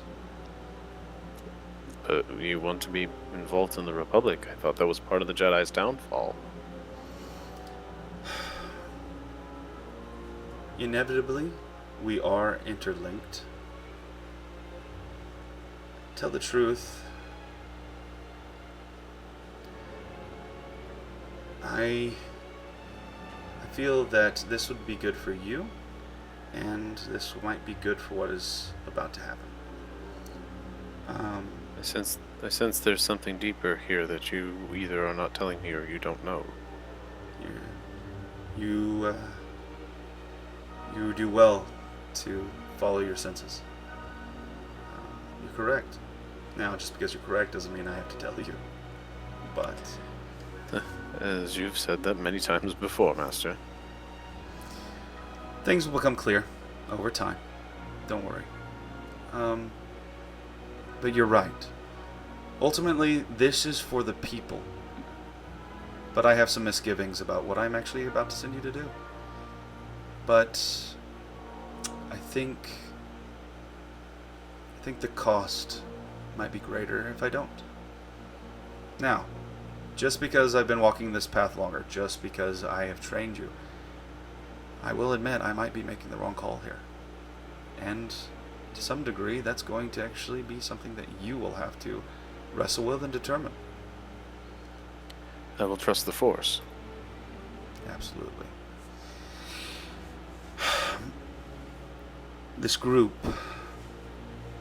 is going to walk in shadow.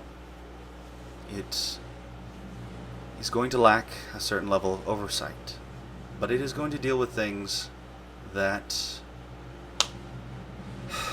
the machinations of government, the very thing that you brought up that has led to our downfall, or the previous downfall.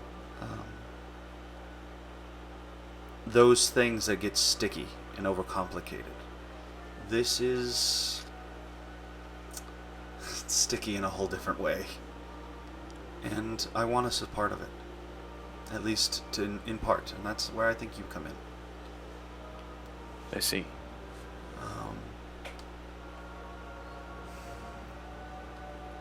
Again, trust your instincts. Admittedly, I know I don't normally show you the fact that I'm having doubts. I am having doubts about this, but I think you're the right person for the job. Hopefully,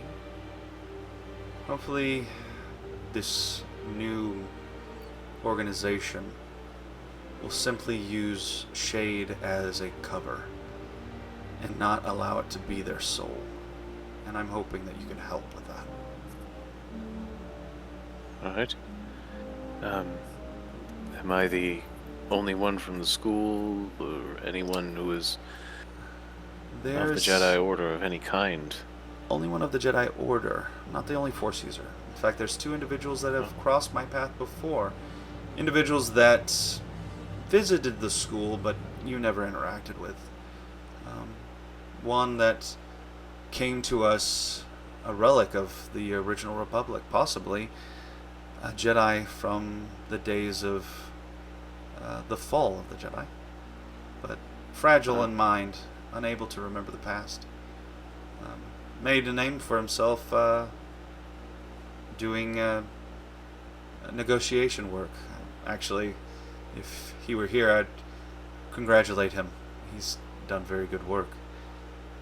Another is one who walks, I don't know if you're familiar with your history, but walks the path of Revan. A path that I think toys with the dark side a little too much, but one that I understand the impetus. In fact, I agree with some of it, but I think it edges a little too close. Yes, I remember my readings on Revan. He was very powerful. He was very he struggled with what he was. And that's one of the reasons I would like to send you in, because there are those who the connection to the Force is strong, but it is tenuous. There's turmoil. And my hope is that you can possibly help bring some calm. And if not calm, I have seen what you can do with a lightsaber to bring an end quickly to things that could possibly be worse. Well, being from a Mandalorian tribe, I always enjoy a good fight. As long as it doesn't become your main appetite, and that's my fear for this group. So, I guess in a way I'm asking you to go and be a conscience. I will do so. I don't want to see the Republic fall into problematic hands. As that means more challenges for us. But if you recall, they're going to be dealing with things. I've talked to the one who's heading this up, who's making this, and he brought up something of our own struggles, he brought up the Shadow Academy and not wanting to see something like that happen again. And I have to agree with him. Yes. I've not had any run-ins with them, but I know enough about them to know that they are a problem. Well, were. Fortunately, my nephew and niece did a pretty good job seeing the fall of that particular uprising, but we got too close. And I hear tale on the wind of another group starting to rise, calling themselves the Neo-Sith. That is not something that I am... That is not a comforting thing to hear, your master.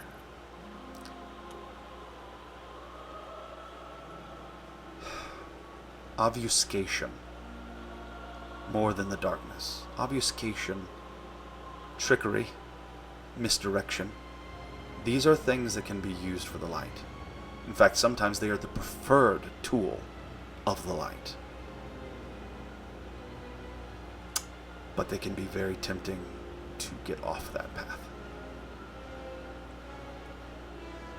Yes. So if you're willing to take this assignment, like I said, I'm not going to force you. There'll be a transport here in about 2 days that will take you. I've offered you to this organization if you're willing. I will go, master. Thank you. And hopefully, over time, you can actually set my heart in a more placid state, as I hope this is used for good and not for ill. Now, I do have an assignment for you for those 2 Alright. days. And it seems that you are already kind of on your way. I have an assignment for some intense meditation for the next 2 days before you go. And he actually sits down with you and crosses his legs and offers you to sit across from him, and you see and feel him entering a meditative state. And that's where we pull from that view. Join him. Yes. And that's where we'll pull from that scene. As you meditate for the 2 days, getting ready to be sent. And then we get back to the conference room. And last of the current team is... And, remind me of the name? Of your name?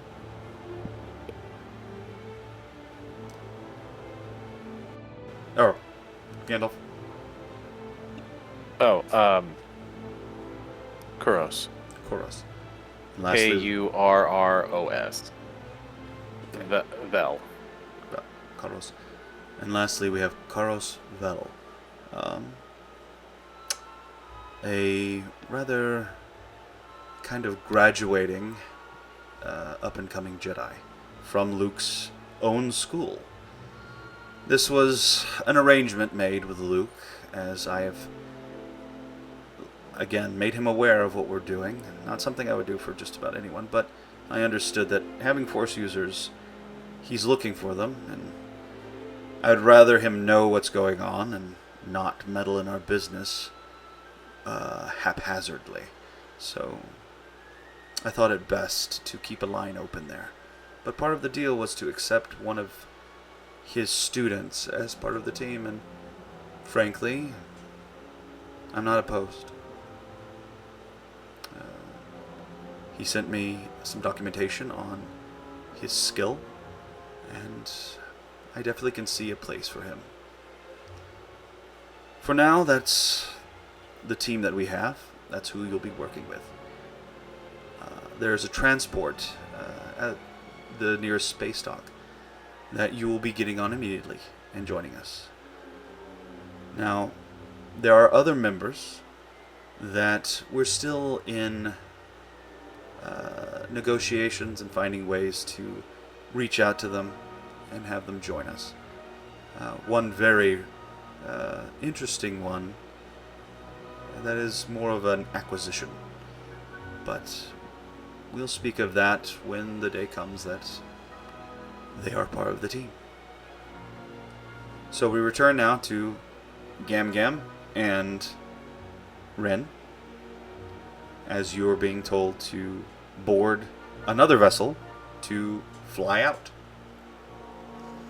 And unfortunately on this one, you don't know exactly where you're going. You're just, the pilot knows and they're being sent. But we're going, I do say that, but we're going to come back to you guys. For everyone else, you're all greeted with a shuttle, a classic shuttlecraft. And Gore is escorted in shackles.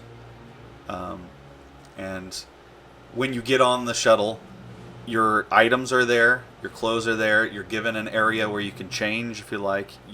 Once the ship is up and in space, the shackles are taken off. As far as Mimo and Draylen, actually, I do need a little bit of, give me, we'll start with Mimo. Give me how it plays out of your inner thoughts, working on whether or not you're going to join or not, and the contacting.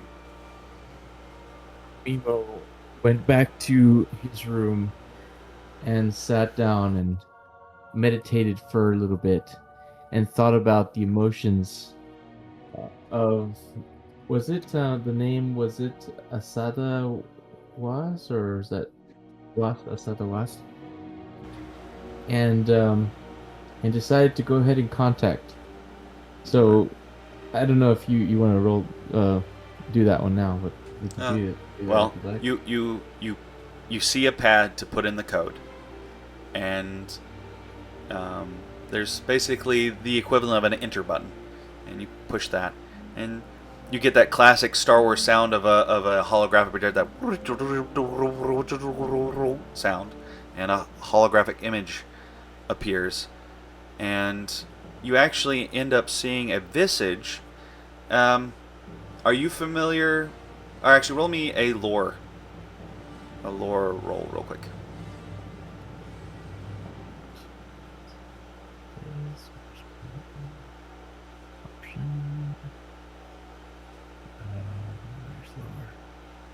There it is. Okay. And I rolled an 11. Just passed. 7 plus 4. Yeah, just passed. Okay, what you recognize is the silhouette is Bothan. The for our purposes, the almost goat-like, but in profile, but it's in shadow. You don't see anything, and you hear, thank you for contacting me. I assume you wish to discuss our offer? Yes. When would you like to meet up, or is there a place you would like for me to go? I can have a shuttle meet the ship that you're on within the next 3 hours, if you're willing. Yes, I think I would be willing to do this. Very well.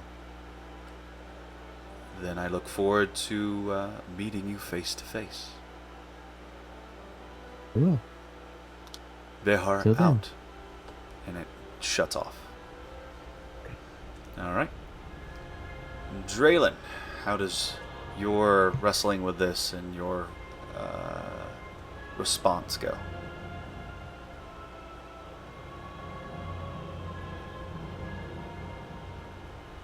Draylen is obviously very concerned that this will interfere with what he feels like he's supposed to do. But he is willing to give it a try because it sounds like he will have access to resources that he otherwise would not have access to. And potentially a team of other individuals upon whom he could call if he needed help in any of the scenarios that he might find himself in. Yeah. Yep. So he decides to give it a try, at least. And in his mind, now, the organization may have other things in their mind, but in his mind, if things don't go so well, then he has the option of backing out and leaving the organization. So he's still on the fence, but he's willing to give it a try. All right. Similar thing. You put in the code. You press the enter button. You hear that same and you have the same visage appears and goes, ah, you know, out of everybody, you're the one that I was the least sure about. Well, for reasons that are my own, I believe it would be a great advantage for me to be a part of your team. I believe it will be a great advantage for the Republic if you are part of our team. You know, I'm not going to mince words with you. I'm not too concerned about the Republic, necessarily. But I am concerned about the return of conditions as they used to be, and thus my reason for intervening with the Neo-Sith. Good The work there, by the way. the former order, the former way of doing things was not. It didn't work. Agreed. And so I don't want to see us return to that, if at all possible. And I want to safeguard the ones who are seeking to make sure that it doesn't. But sometimes they need those who are looking out for them when they're not even looking out for themselves. Yes. Oh. Like with these young people, they are just they are lost, and they need someone to guide them. I don't think that it's just this particular group, though, that have lost their way. Agreed. And I definitely do not want to see the return of the Sith. That is something that I would like to avoid very much. And unfortunately, in my opinion, it keeps happening a little too often for my taste. Well, the dark side is always there, niggling, trying to gain access, and it always will be. So it takes individuals like myself to try at least to keep that in check. And that is exactly why I have offered this hand of cooperation. So, Well, we'll see. I think we'll do good work. So, within the next 4 or 5 hours, there should be a shuttle at docking pad 4. Meet it there. Okay. And Vihar out. And it turns off. Alright.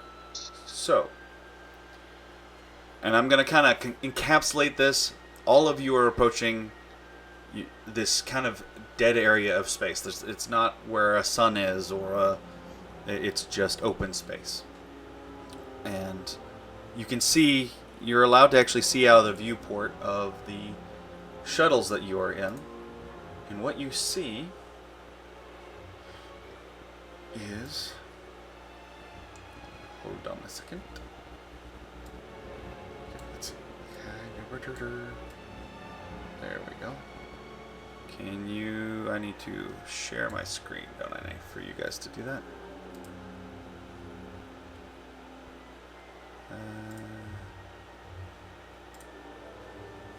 Oh, where'd it go? There we go. Can y'all guys see that? Yeah. Yeah. Yeah. Oh yeah, it's loading on my side. Here, let me. There it is. So, you see a ship like this, Nice. which, I'm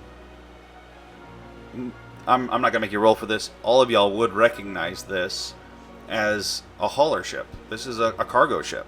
This is basically, someone described it above table. Someone described it over online as a flying cargo container, basically, Mm-hmm. but huge. This thing's very, very big. Big enough to have a place for ships to dock, and so on and so forth.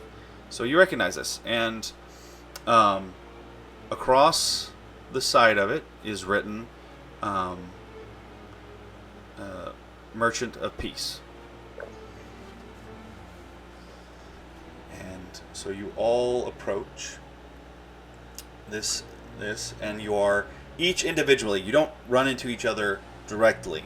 Each individually escorted from your shuttle into a room, your own personal room.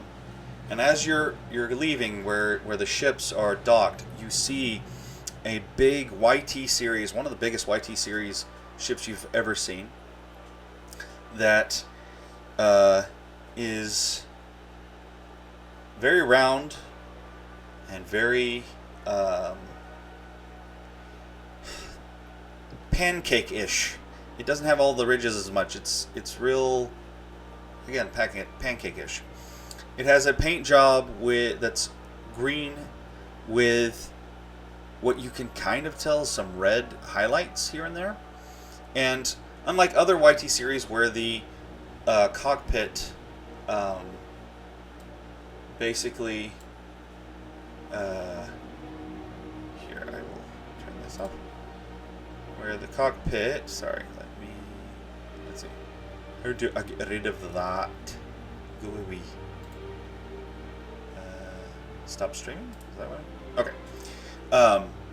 Where the cockpit normally is off to the side or in the front. This one, it overhangs the ship to where it's overlooking the ship.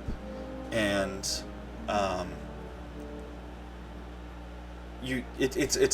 for a YT series, it is a majestic sight. It is a really nice ship. And where the cargo hauling part at the front of a YT series normally would be that little notched out spot, instead there is actually windows, and you kind of put together, oh, it's a makeshift shuttle that has been put in the front of this ship. And so that's something that you take note of. Now, Rin and Gam Gam, give me history checks or lore checks with advantage. Lore. Ooh, advantage. Okay.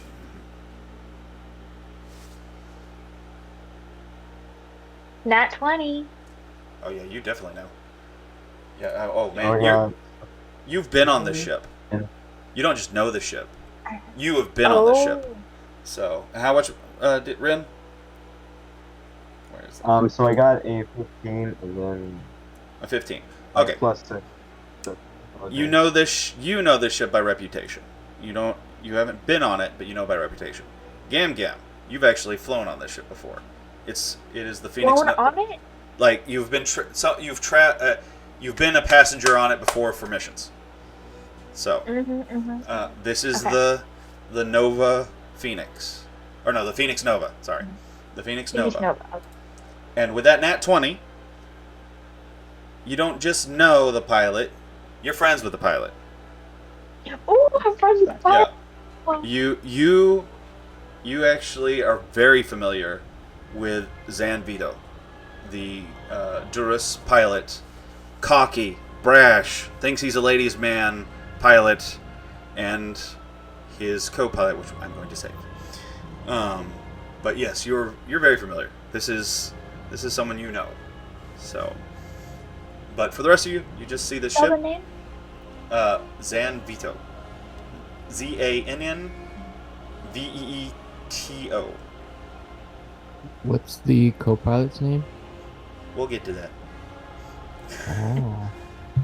She knows, So I know the or guy. he knows and again, Rin, you would know Zan by reputation. You would also know the man. He does his job well. He serves the NRI well.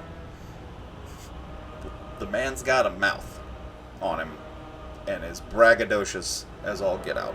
So he thinks he is the greatest thing in the galaxy. So I would, knowing that, what are your feelings? Again, indifferent, annoyed that you see this ship and you kind of know by reputation what might lie before you.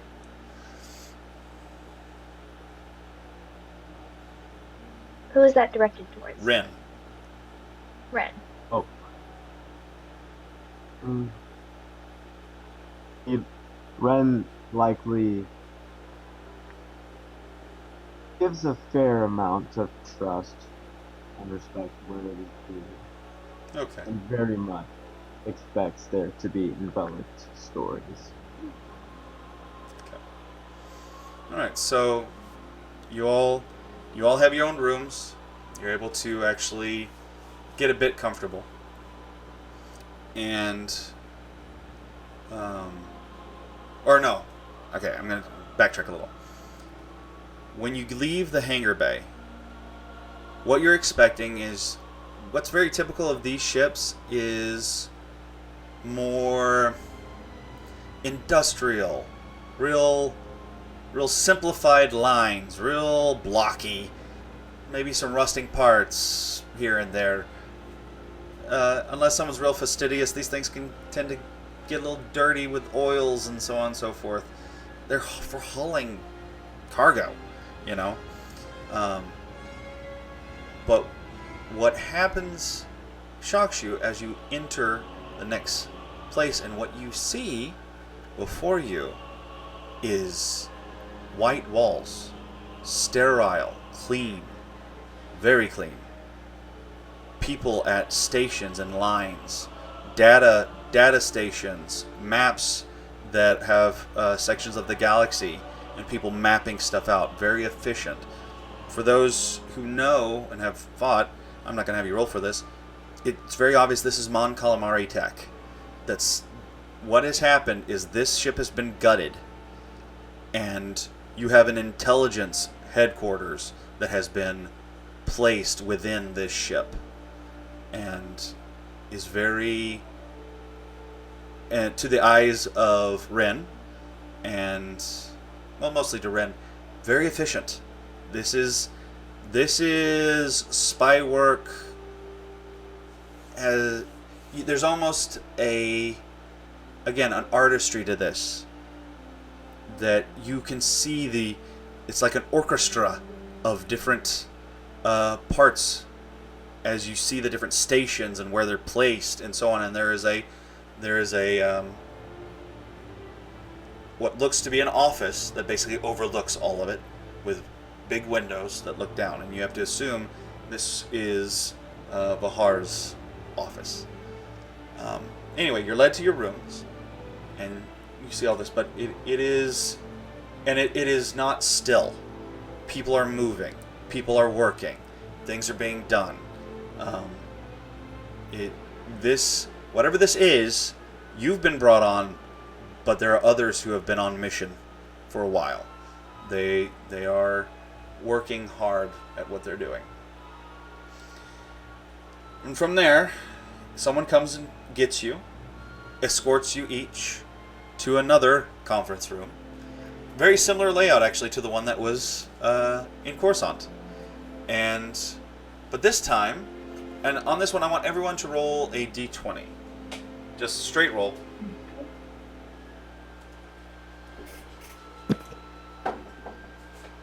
Second. Okay, 1 second. Let me get some letters down. Okay. On a 19. Hold on. Hold your numbers. And sort of like hold your horses. Hold your numbers. La la la la la la. Okay. Okay. Go ahead. Is this a new day, by the way? Yes. Oh. You will have you're fresh on everything. I think I got everybody. No, I don't. I Okay. let me know when you're ready for mine. Yeah. All right, we'll do this. Gam, what was your number? 7. 7. Ren, what was your number? 19. 19. Okay. Mimo, what was your number? Alright, since it's a new day, I did a Force Visions, and I rolled a 9 on the 20, and I'm going to replace that 9 with a 19, which is what I have available for my Force Visions. No, I'm not that I'm not going to allow you. Don't waste it on Okay. this. Don't waste it Okay. on this. Okay, then Use 9 that for it is. something more important, possibly down the line. So Okay. the 9 will work. So this is just. I'll tell you what this is. This is who gets to the room first. Oh, So, Yeah, I Yeah. figured it was the initial thing. Yeah. I just have to be first. Yeah. Okay. You don't understand how much he needs to be there to negotiate everyone Everything. walking in the Everyone door. walking in the door. Yeah. The negotiator needs to enter the room first. Otherwise, everything falls apart. That's right. Exactly. All right. Next, Gore. 6. 6. Now, one note for Gore. You're getting to move around freely. No one's looking over your shoulder. Now, they did place a tracking device Yeah. under your skin, but you've been given free reign. Actually, real quick, give us that description. Real quick, after I get the numbers, I want that description of your character in his full get-up when he's not in a prison's uniform. But first, Draylin, what was yours?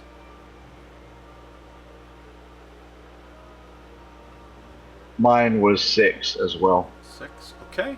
And lastly, remind me the name. Starts with a K. I'm gonna have to get. I'm gonna have to have y'all send all of them to me. Kuros. Kuros. Okay.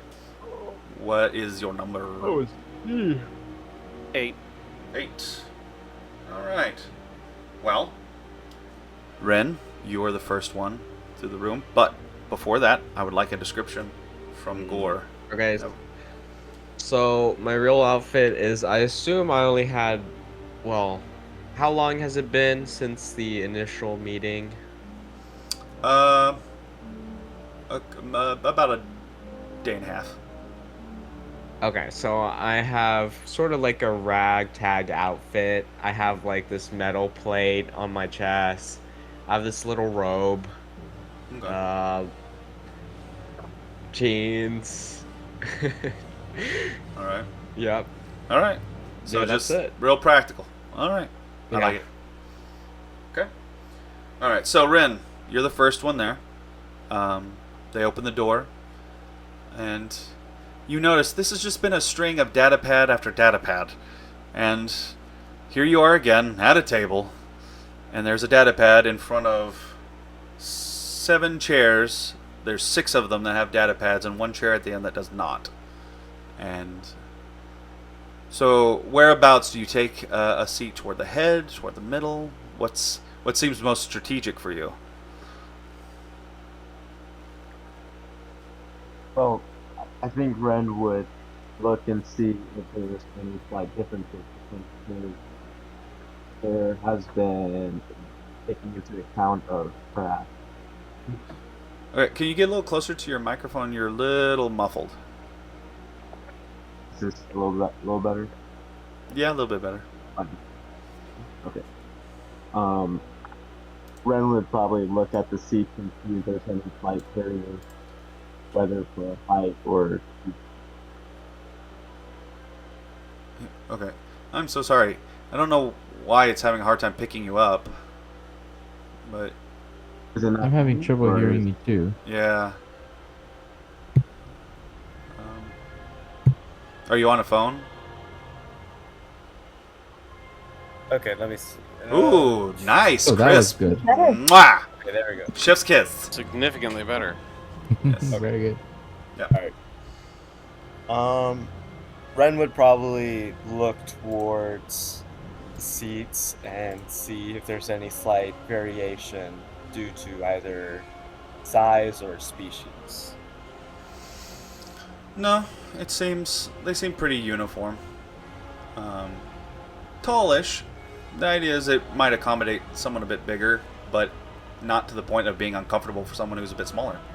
If that makes sense. So Ren would likely go toward the middle. toward the middle. All right. All right. So you're there alone. First one there. And actually, you wait a little while, and you kind of sit there wondering, all right, when's everyone else going to get here?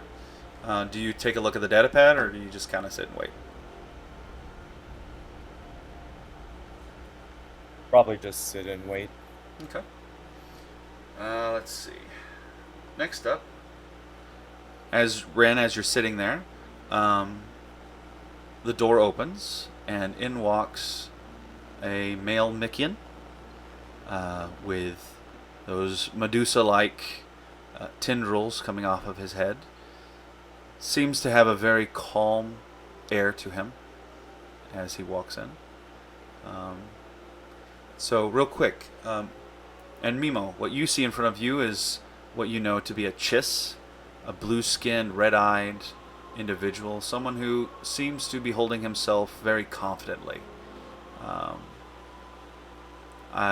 What are your thoughts, Mimo, at seeing this individual? And I would say that he's in a uniform, that NRI uniform. So very clean. I would think. Correct me if I'm wrong, DW, but Yeah, probably very cleanly. very pressed. clean. Yes, very rank and file. Right. Yeah. I'm suspecting someone with an official capacity there to receive guests.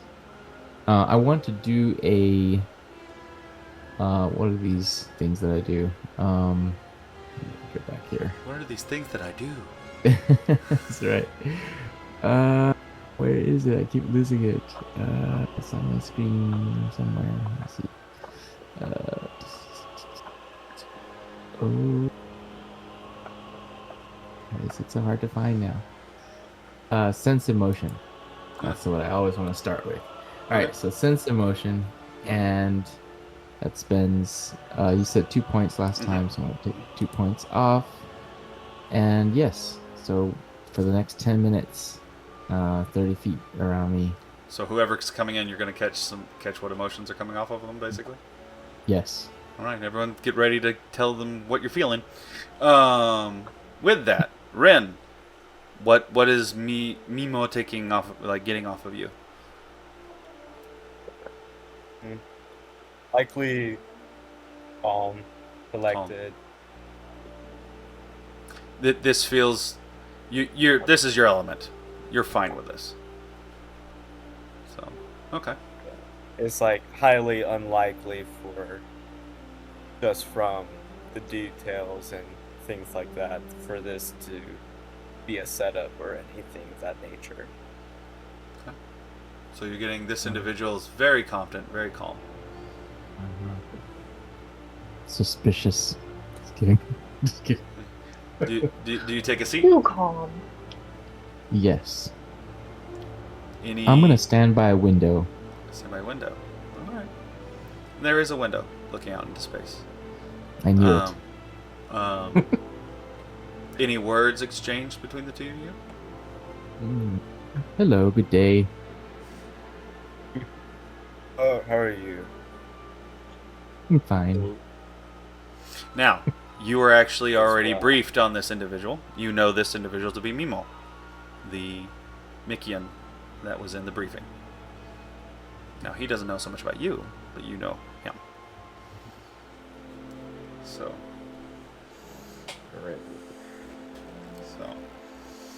All right. If we're good, if there's anything else that wants to be said or not, I can move on. We good with moving on? Okay. Yes. Next, as you're standing there, y'all both sit there in a little bit of an awkward silence for a little while, and the door opens once more, and before you is a young man with dark dreads and, strikingly, an orange and green eye. As... Say the name again. Kuros. Kuros. As Kuros, you enter in and you see toward the end of the table, toward a window over there, you see what you know to be a Mikian. And at the table is a very military-looking Chiss who's sitting, hands, I'm assuming hands folded over your lap, just relaxed. So, and Hello. I suspect you are members of this crew that I have been recruited for.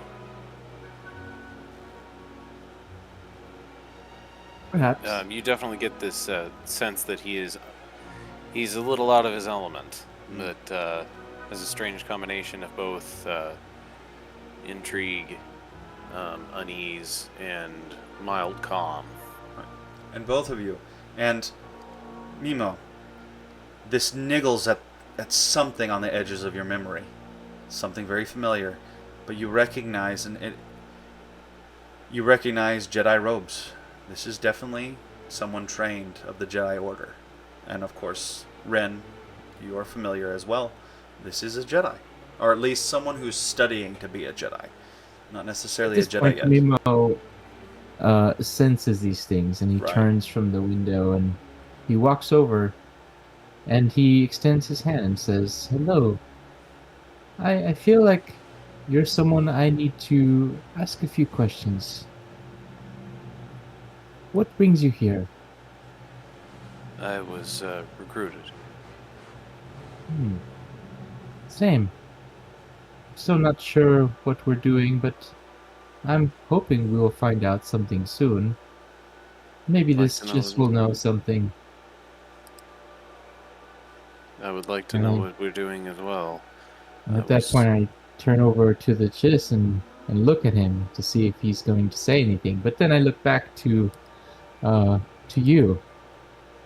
Yeah, not to interrupt. Let him finish. Not much else to say. Okay. So we're there. So you have two individuals very expectantly looking at you, Ren.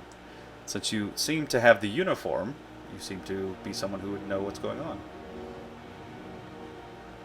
Well, I guess starting first, Ren would probably likely be mentally checking down boxes of individuals that he has been briefed on and ascertaining maybe perhaps who else would be left.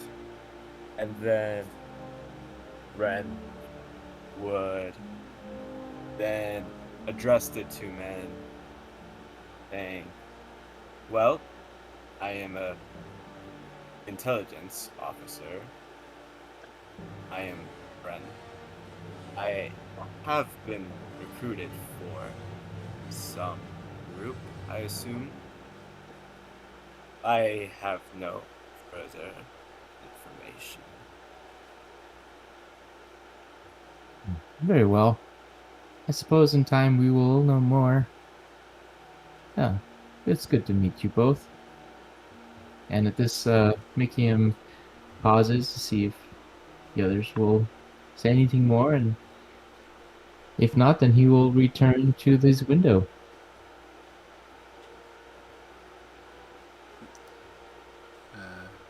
So you return the window, and the one who is not seated. Are you going to get seated? Or are you going to stand?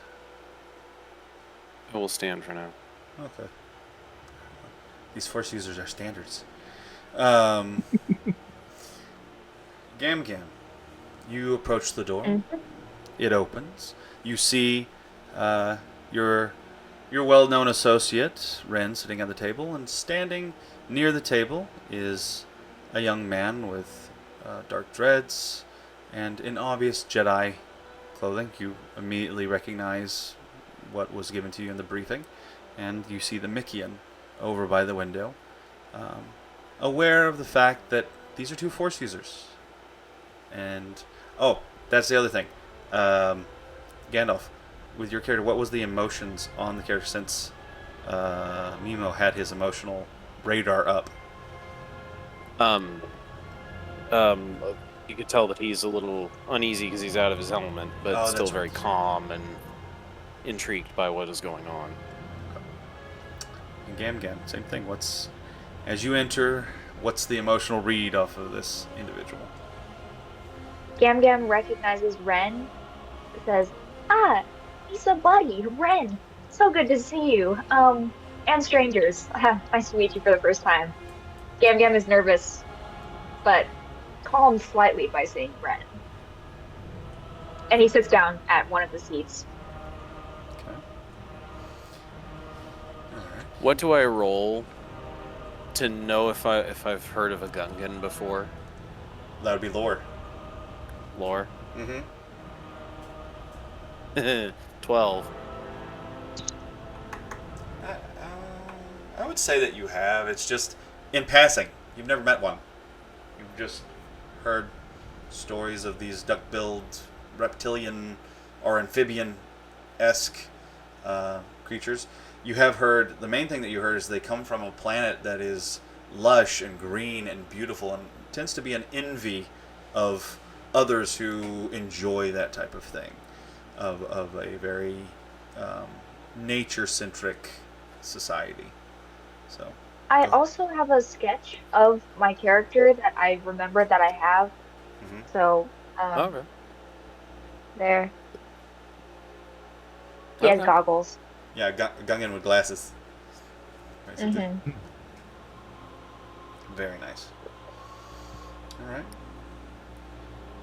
Any more Ren, words? Ren is a chiss, right? Yes. Making sure I heard that right. Okay. Any more words, or just kind of sitting and waiting for some more? I have nothing else to say. Alrighty. Well, this is Kind of interesting. taking it all in. Out in the hallway, Gore, you're coming from one direction, and Draylin, you're coming from the opposite direction, and both of y'all pretty much meet at the door. And Draylin, you see this human who is actually quite sizable, muscular, and there's a grizzledness to him, and I'm not going to have you roll for it, you sense it. This is someone who's, they may not be touched by the Force, but they are definitely touched by the dark side. Someone who has walked that road. But at the same time, this guy has an unusual grin, a disarming air to him as you two approach in the hallway. Ooh. You are very red, I see. Well, that's one thing you could say about me. Nice to meet you. I'm Gorwin. And you? My name is Draylin. Drayland. I'm a bit lost. Is this where we're supposed to go? And I believe so. yeah, one of your handlers actually kind of, I'm gonna say Gorwin's actually catches like, oh, there you are. Don't just. Yes, this is where you're going. And he gestures Big toward the places door. confuse me, okay? So, and the door opens. Who gives way to who to enter first? I let Okay. okay. We're all both sitting there like, oh no, after you. Oh no, after you. No. No, after you. That's so polite. Two very If you violent men. insist, okay. All right. I squeeze my way through. Right. All of you guys, the door opens, and you see this very sizable, again, very muscular, with the gray beard, long brown hair, real simple clothes, walk in, but again, with this disarming, cocked smile. He seems to be very happy to be here, actually. Walks in. Indeed. And you look around, flashing everyone a smile, and kind of moving in behind this huge individual, you see forgive me, I'm probably going to say it wrong, Zabrak. Zabrak. Zabrak. They- You see this Zabrak of red skin, yellow eyes, in his own kind of robes, very dark robes. And for those who are Gray. force sensitive, gray. Okay, very dark gray robes. Yes. For those who are force sensitive, you get a sensation that is unusual. You sense light, but you sense dark, and you sense the pull of the two pulling against each other in this individual. But you also sense this guy, he's not bothered by it. He's comfortable. He's comfortable in this tension. Does that encompass the feeling, force vision? Not I force would- vision. I would say so, but the I other thing. that's just an overall sense. I will let them say what Right. their emotions are right now. You want to go for? You want to go first, or Okay. Yeah. Well, I'm feeling excitement for this new potential friends. A lot of colorful faces. That's what I'm feeling. He's going around saying yellow, red, orange. Wow. Blue Skittles, Yeah. huh? Team Skittles.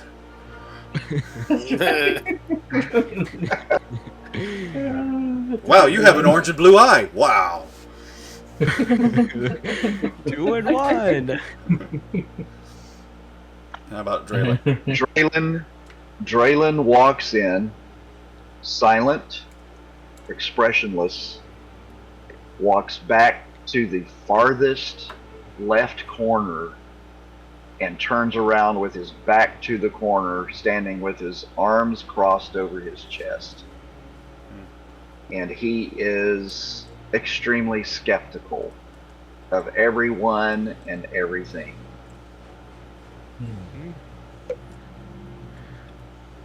Gore, do you take a seat? Yes, Gore has found himself a seat. All right.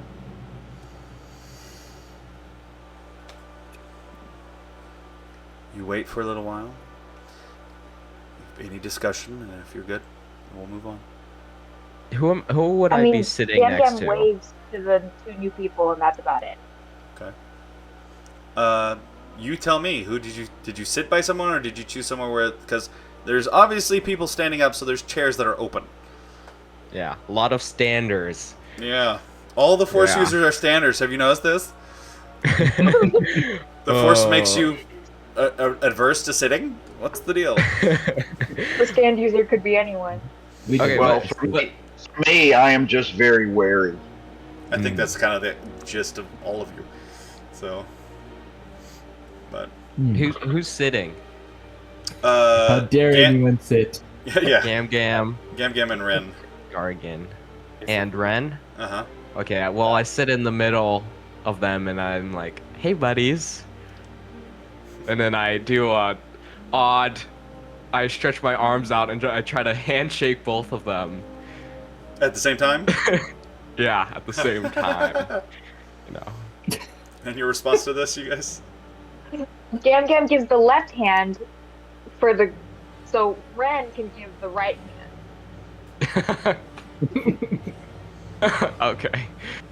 Well, Ren would take the handshake nice. and finds Wow. the whole ordeal amusing. Amusing. Took the word right out of my mouth, man.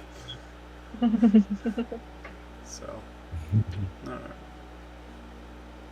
And, Draylon, you clock very quickly the known robes of a Jedi in the room, and you sense not so much the dress, but you sense another Force user. Now you have not been briefed on who's going to be here.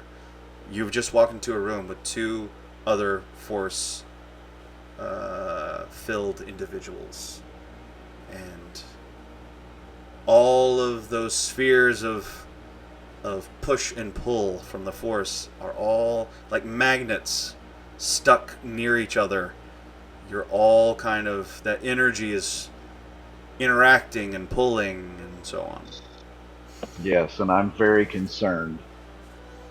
And you very much recognize the touch of Luke Skywalker in one of them.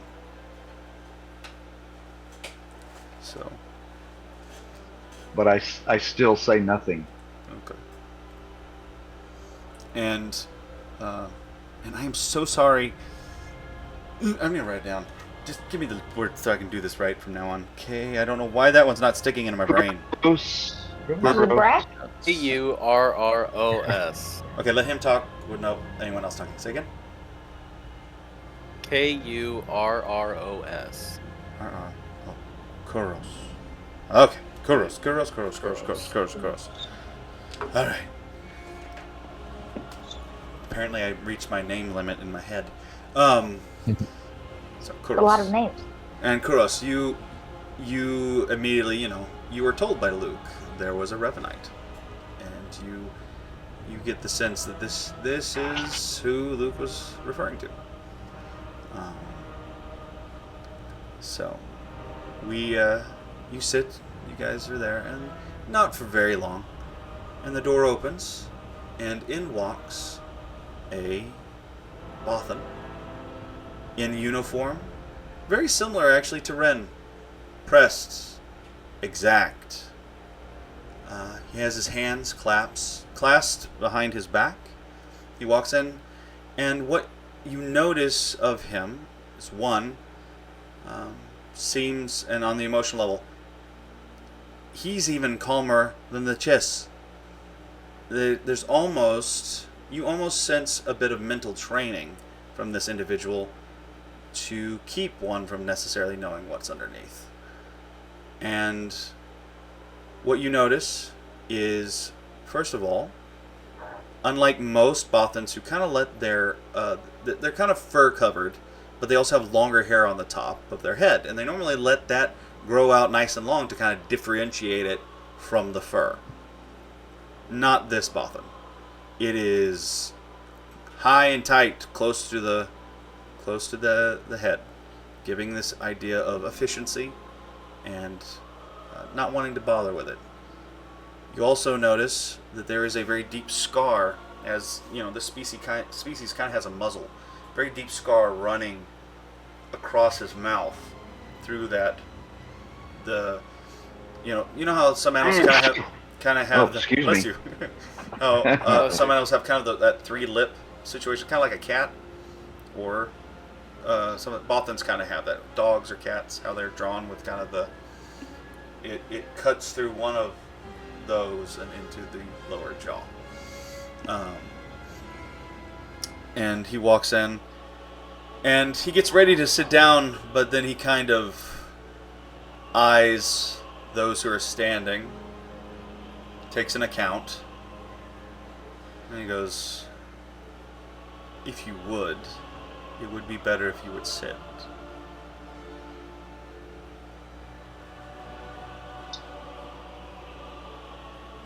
Draylen very reluctantly finds an empty seat, All right. preferably away from other people. Well, it's a boardroom style table. You're going to be by somebody.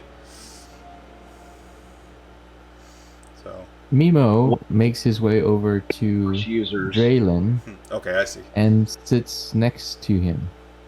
Oh, you purposely plant yourself next to Draylen? Yes. Oh, okay. Oh Before boy. anyone else sits. All right.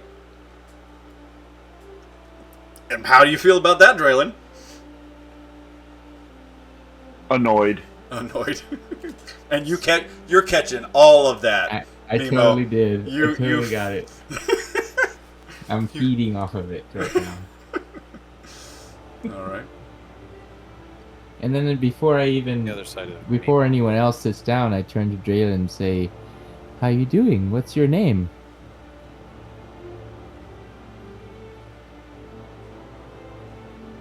My name is Draylen. Hi, Draylen. My name is Mimo. Good to meet you. And I wait to see what happens. No response. Okay. And what'd you say, Gandalf? I sit on the other side of Mimo. Okay. Across the table. All right. After seeing you, which Now, all wait of a you, minute. Wait a minute. Are you across the table, or are you sitting on the other side of Nemo from where I'm sitting? sandwich. Yes, I'm on the other side Oh. of Mimo from where you're sitting. So all 3 force users are sitting in a row. In essence. Yes. I'm in a So you're sandwich so you're situation just right now. ramping up the awkward.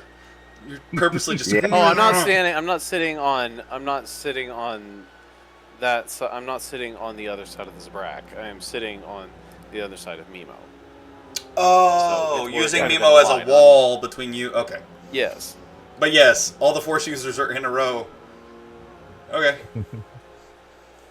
Anyway, so who you've Would come I to? would I essentially be? Oh, sorry.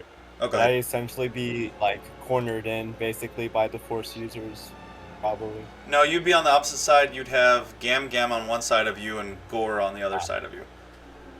So that kind of makes the handshake thing a little weird, but whatever. Anyway, I think you meant Ren. no. Gam Gore- Gam on one side and Ren on the other. No, Ren Gore said- is the big guy. Yeah. Ren said he sat in the middle. So, Oh, okay. Yeah. So, anyway. It's pretty obvious this is Vice Admiral Raylan Vahar, who has walked in and asked you to sit down. And very obvious, very prominent on his chest is a line of medals. Epaulets on his shoulders, gold. The uniform is white, spotless. And after he sees you sit down, then he sits down.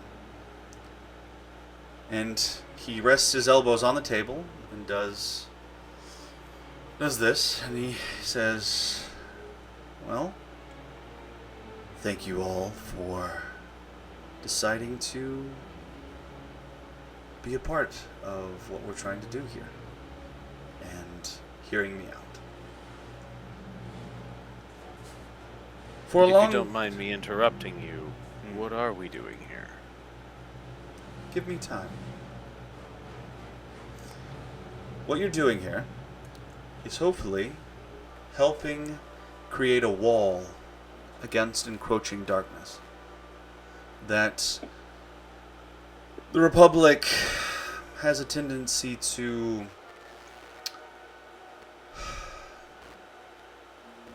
in its idealistic way of thinking,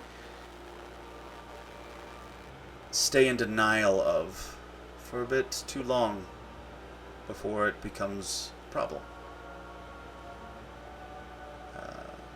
For those who may not know, most of you should know at this point, what we're doing here is considered, by some, not exactly on paper, but by some, as an extension of the NRI. Outside of those few, we don't exist at all. Welcome to Operation Phoenix Talon. We are going to be those who operate in shadow, operate without too many prying eyes, operating without bureaucratic trip-up, to deal with threats that we don't want necessarily the public to know are there, because they don't need to know they're there. They don't need to know how shaky everything is. They don't need to know how close they get to disaster. Deal with problems that others may not have the grit or gall to deal with. And that's why you're here. Now, he looks over to you, Mimo, and goes, our hope is to start with words.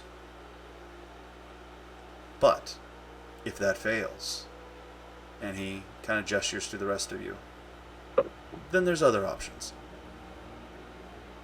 And from what I understand, and he looks back at you, Mimo, and goes, you're not a slouch when it comes to other options, even though it's not what you prefer, or you, young Kuros. Well, At that, Mimo is kind of surprised, and he widens his eyebrows a little bit and thinks to himself, "This guy knows too much."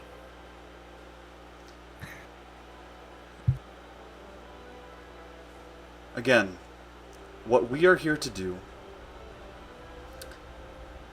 is identify threats that need immediate and swift response. Threats that the public would do well to not know about. And I trust each and every one of you has the skill sets that this operation needs to get those jobs done. Your designation, if you choose to join. If you don't, let's just say my expectation will be you never speak of this, and if you do, we will have a very big problem. And I have ways of dealing with problems. But I am hoping that that will not be the case. That we will be able to work together. And trust me, I understand, at this table we have very, very different ideas of how to come to the conclusion of such goals. But that's one of the reasons I have brought this group together. We need these different perspectives. And I'm hoping you can learn to understand each one of you brings something that the other does not, and allow each other leeway when necessary. And he very sharply is looking around the table to see if he can to get a read on you guys. And of course, How are you feeling? Draylen is just looking at everyone suspiciously. How is he feeling? Yes. Determined. What he is saying, he is passionate about. And the thing is, you don't get a lot of passion out of his tone. He's very calm, very even. But what you're sensing is he is passionate about what he's proposing to you, to the point of being on the edge of zealotry. To the point of he's brought up there's problems. He wants these problems dealt with before people get hurt.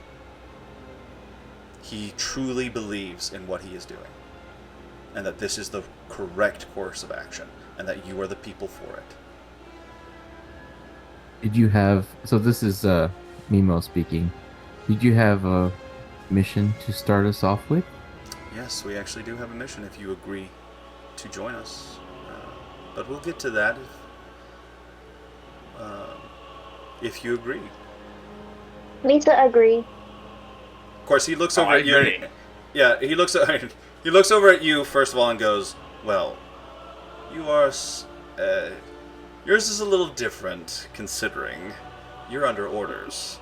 And he looks over at Ren, and of course you understand that you are under orders. And then he looks over at Gore and goes, "And you, yes, I could see how you would be in." There are those around the table, though, that I would say have to agree. And I know you have agreed up to this point. And basically I'm asking you to keep on agreeing. And do not mistake my leadership for a rigidity that does not understand other points of view. If you have a viable, useful course of action that is different than what I have presented, I'm open. A lot of times I'm going to leave it to you. It will be, get the job done, do it the way you feel is right and correct, but get me results. I want results. At this, you see Mimo slightly close his eyes, and he reaches into his coat, and he holds something. You don't see what it is, but he's holding his little beak to see if anything comes to mind, if any memories come back to him. He opens his eyes and says, "I agree. I will join you." Very good. This is good news.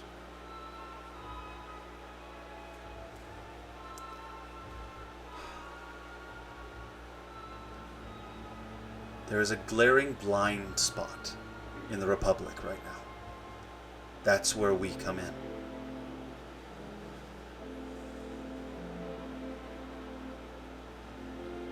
So, what say you? I'm glad you said that, because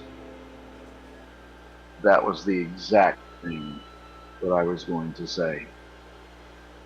The Republic is blind. Unfortunately, yes, they are.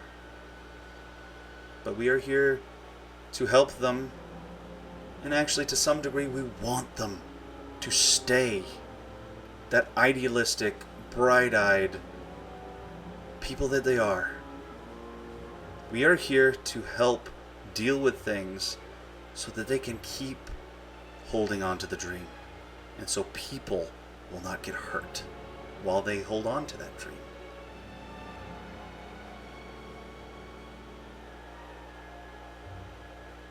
If we can protect the people, then I'm with you. That is my intent.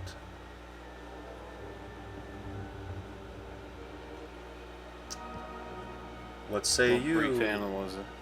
Oh, go ahead. Briefly analyze the room and say, I will be a part of this. Very good. All right. Well. Very well. Welcome to Phoenix Talon, Talon One. Now, that is not to say that you will not be joining other Talons. Other times, your expertise might be used to help a different Talon. But when operating with this particular group, you are Talon One. Talon One will be given the most sensitive of missions. What I'm letting you know is you are my personal top picks. You will be reporting directly to me. You are my team. And for our purposes, I am no longer Vice Admiral. That is my title in the Navy and in the NRI. I am Director. And I will be known as such. Does that make sense? Mm-hmm. Yes. Yes. So, as for our mission, the first mission that I would like you to undertake. I'm sure you noticed the ship in the docking bay. As I said, you are not the only Talons. There are other Talons as well. This is pretty much the heart of where all of that is going to be coordinated from. We've been doing a lot of work to get ready for that. So, missions don't come here. Briefings, debriefings, changes of those who will be in a team at any given time, that's what the merchant is for. Otherwise, you will be traveling by the ship you saw in the hangar bay, known as the Phoenix Nova. Your designated driver is a captain known as Zanvito. And here soon, we hope to get you introduced, and that will basically be your home. Home for a time. For most of these missions, that's where you'll be staying. And, but what I have for you to do is your first mission will be to fly to Kashyyyk, the home planet of the Wookiees. There, you will go under the guise of joining a mining operation. One second. A mining operation in the at the Ouro-Vora outpost. Everyone give me a lore check on that.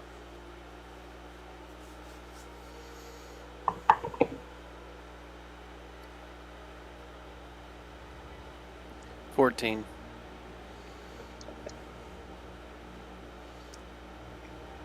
$12. What check is it? Lore. Okay, 18. Wait, no, 19. Sorry, keep forgetting. Natural 1. Yeah, you. Oof. Oh, You don't know You know nothing. nothing. the Ouro-Vora. You self-cast it on yourself. Mine. I also got a 1, but I see us. Really? You got a 1. So, yeah. Hmm. who I guess knows what's going on and who just doesn't? That's weird, actually. I rolled an 11, but I still have a 19 I can swap it out with. It's up to If you. you It's Yeah, I it's think it's I just can. it's just information. Ultimately, if you want to save that 9%, but for this I mean, round of today, playing, yeah, it'll clear out tomorrow. So yeah, we don't have a lot going on that's going to be high stakes at this point. yeah, I'll use So- it. All right. Okay, so we have a 19, a 19, and a 14. All right. For Kuros, that name Yes. rings a bit of a bell. You know of certain mining operations in Kashuk, and that this is one of them.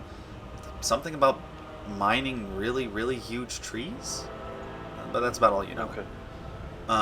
The two 19s, on the other hand, I would say for your research, Mimo, for your research for dealing with the mining crisis, you were actually looking at different mining operations and so on, looking at basically kind of the culture that mining can build for that, and you ran across this and you actually studied this. So oops. So both of y'all know that this is a mining operation on basically on Kashuk. You have trees and then you have a really big like can have a town built into a tree known as a let's see if I can say this right, Wroshyr-Steel. Wroshyr-Steel. Well, they spell it Wroshyr, but the pronunciation is Wroh-Shir-ee.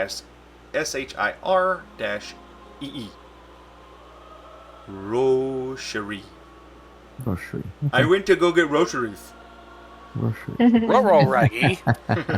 Wroshyr. Is the name of the tree? Right. And these are actually revered trees on Kashuk. They're known as Type of tree. Gotcha. They're known as grandmother trees because they're so big and they do normally build into them. But you know that in this particular case, a rare situation can happen to these trees where they get a condition where they over intake minerals from the core, and it actually kills off the tree because it develops in. And the interesting thing is these things are like big living organisms to the point that they actually like have blood vessels like we do, but it's sap instead. But it's actually like a circulatory system like us. That what they develop in these sap vessels, what they call them, is a called Xylo-Geodes, and these pockets where this organic matter and the minerals start to make these pockets that actually start to kill off the tree, and it actually calcifies the tree.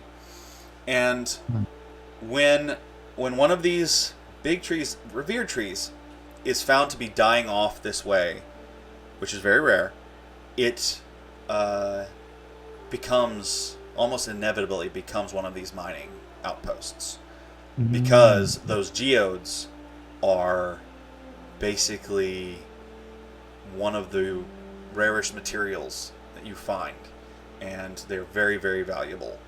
And But they kill the tree. the tree's already dying, basically, because of a genetic malformation. It's actually sucking in too much minerals to the point that it actually petrifies itself, and these geodes form within these vessels and kill off the tree. But when these trees, these dead, like skeleton versions of these trees are identified, it's Pater. There's gonna be a mining operation there because this is one of the most valuable resources out there. And what they find inside these Xylo-Geodes is known as lignin quartz, which is this fusion of both stone and organic material. And it creates, basically, when you mine it and use it, it creates a material that basically is as light as wood, but as strong as Wroshyr-Steel. And typically, it is used in the construction of very high-class ships as kind of the framework. They don't normally use it for the plating or anything like that. It's used as the framework for ships. It's also used, how I put it, the creme de la creme of Wookiee technology. So you have bowcasters, but if you're going to get a really nice bowcaster, it's going to be made out of lignin quartz. And the material they make out of it is called Wroshyr-Steel. And it's coveted, a very coveted material. So you've heard about this in your dealings. Maybe let's say that you actually had a mission on Kashyyyk at some point, Gam, and you actually learned about this. And I would say you actually know about this outpost. So this is one of the most prolific of one of these mining or operations. They tend to do pretty good business. And then Mimo, you learned about through research. So Wroshyr-Steel is actually lignin quartz before it becomes Wroshyr-Steel? Is that what you're... Right, yeah. Lignin quartz, it would be the raw material that's found in the geode that is then processed into... This is the stuff I was working on before we got started. Very cool. So, you go back. So your mission is to basically fly to Ouro-Vora and offer yourself up as miners, and to ask some questions, get some information. And there's been some concerning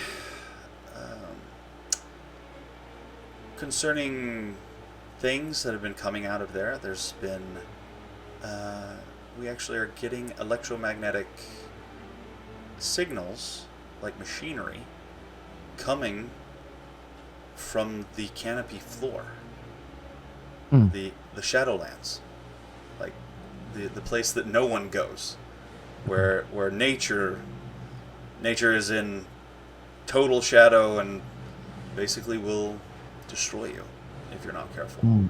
But there's something coming from down there, and the different things. There's been word of strange beings coming out of the shadow and being able to affect minds, and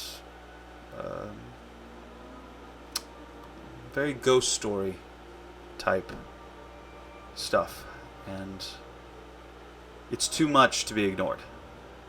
So we want you to go in, we want you to gather information, and then we want you to actually go down into the Shadowlands if you feel like you're up to it, which really that's the mission, and find what it is that's down there that is causing all this disruption. Unfortunately, I get the sense that it's not anything good. What is the name of the planet again? Kashyyyk. It's the Wookiee home planet. And if you don't know anything about the Wookiee home planet, it is covered. It's almost the nature version of Coruscant. It's so covered with such tall trees that everyone lives up in the canopy. And the lower you get, the more risky it gets. And if you get down to the bottom, the sun doesn't reach down there. It's like different levels of the ocean. And when you get down there, it's like bioluminescence, and imagine animals that are like anglerfish, but they're land-based. You know, you end up with a lot of plants that are carnivorous and can move a little more than your typical plant. You know, a lot of really dangerous stuff down there. And one of the things in Wookiee culture is your rite of passage is to go down there, kill something, get a trophy from it, and come back alive. And that's how you basically prove that you're an adult as a Wookiee. So, but Cool.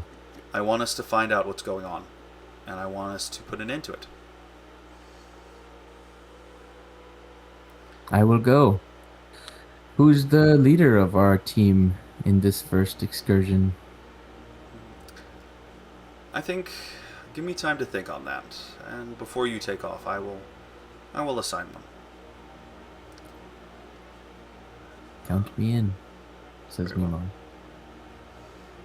Mimo. And as much as I do appreciate your skills, I don't think negotiation will be what's necessary here. Your other skills, though, I do believe you. Some have said that you tend to move as though you may know a bit of what's coming. It's true. I do know.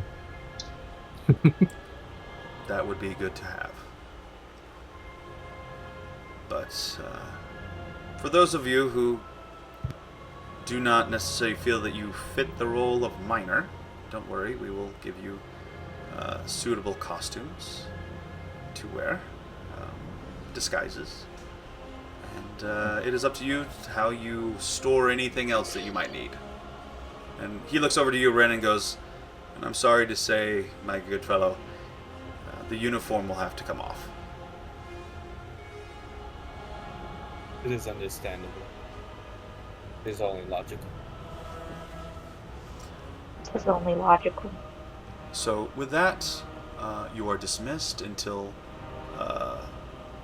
addressed further, which we will be doing. Save for Draylin, Kuros, and Mimo. I would like you to stay. Alright, Lisa gonna ship out. Understood. See you guys later. And if you would, just stay in your room until further notice. Okie dokie. Okay. So, I don't know if you caught it, next gen, but some of the folks were saying that they need to actually get off. oh really? They sent you messages, yeah, Who dat? that I don't think you saw. Oh, okay. DW, is that are you the one that's needing to go? Oh, you too? Okay. I guess then we will save the introduction to your captain and the captain of the ship and the pilot and the co-pilot for next time. I will go ahead and do this scene with the Force users. So Do we have to be present for that? no, I was actually going to have you turn off your microphones for it, so that works out well. Okay. Then So Okay. yeah, then we will Well, pick up goodbye. after we're done with that. We'll pick up Good night. from with you guys getting introduced to your, like I said, your pilot. So Awesome. sounds good. Awesome. Oh yeah. All right. Thank you. Bye bye. Well, Bye. y'all. okay. Oh, did Fred leave too? Okay. Oh, you do. He didn't have to, but Oh, okay. it's just the Force user. Yeah. All right. So as they leave and they go to their room, you're still sitting there, all taking up one side of the table. So And- awkwardly on one Yeah. side. The three people that sat next to each other. How did we manage that? You came and sat by I me do not know. on I purpose. knew it. I felt it. It was in the force. I felt it was us three, and that's what it was gonna be. All right. So as you're sitting there, and he watches in and goes, "All right, thank you for staying." He pushes a button, and in the center of the table, actually, a hatch opens, and a hollow projector comes up into the center of the table. Again, it starts that sound, and a hollow projection shows up of Luke Skywalker. And he goes, "Hello, Talons. I've been given the opportunity to talk to you, because this mission actually is of great importance to me. The disturbances on the surface of Kashyyyk aren't simply electromagnetic, as has been mentioned. There's something stirring in the force down there. Something very, very, very dark. Something that has a feeling to it that I haven't felt in a very long time, and one that concerns me greatly. You three, with your connection to the Force, are going to be very important on this mission. I too am very interested to know what's going on, and I agree with the director that whatever is happening down there needs to be ended and needs to stop. Can I trust you to take care of this?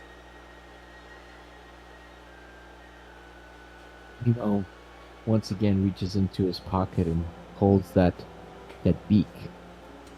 And he stays quiet for a little bit, waiting to see what the others will say. But in his heart, he's thinking that he knows something about this electro thing, and he's searching, but he just can't land on it. Now, I said I said electromagnetic from the standpoint of machinery. It denotes the idea that there's machinery that has somehow been turned on down where no one builds anything. There seems to be something mechanized or using electricity down there. So, and that's still the truth. We will suss it out. Very good. Yes, we'll go. And he turns to you, Kuros, and is like, I trust your instincts. Thank you, Master. And with that, the hollow projection fades. And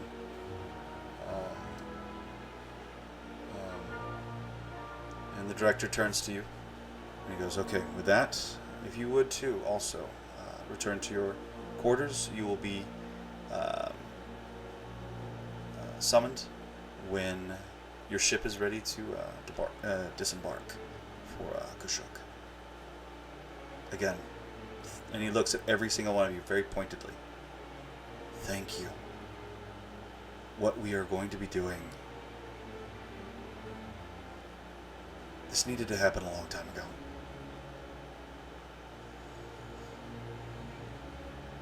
I think you may be right.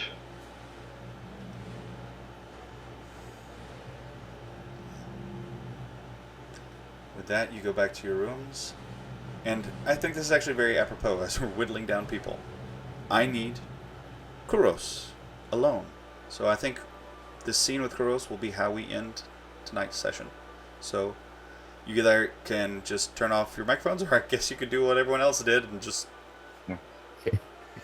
Good night, guys. See y'all. Good night. It's been Good fun. night. Yeah, very good stuff. Good start. Yeah. All right, see y'all. Bye. We'll see you. Alright. So Kuros, you return to your Yes. quarters. And what I didn't mention before, because I didn't want anyone else to hear it, the intense meditation that you were doing. Master Skywalker held before you, we're going to flash back to then, held before you a crystal and said, I want you Yes. to meditate on this and to attune to it. Yes. And before you do, I will show you some of what it does. There's a little more to it, but that will come in time. And he goes into a meditative state, and you see the crystal rise up and spin a little bit. And something very... Let's say that there's a type of equilibrium that you're used to in the Force. You sense the things around you. The things that are around it.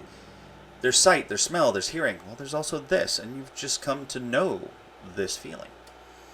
As Luke meditates, and as this crystal seems to react, you suddenly are blind to Luke's presence in that spot.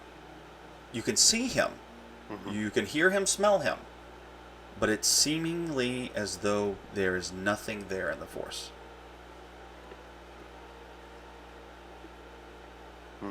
How does this make you? How do you react? Feels very odd. It's hindering my connection. I don't understand. What is this? And all that is going through my mind. Through your head. And I would say almost like he's anticipating that. He speaks up and says, this is a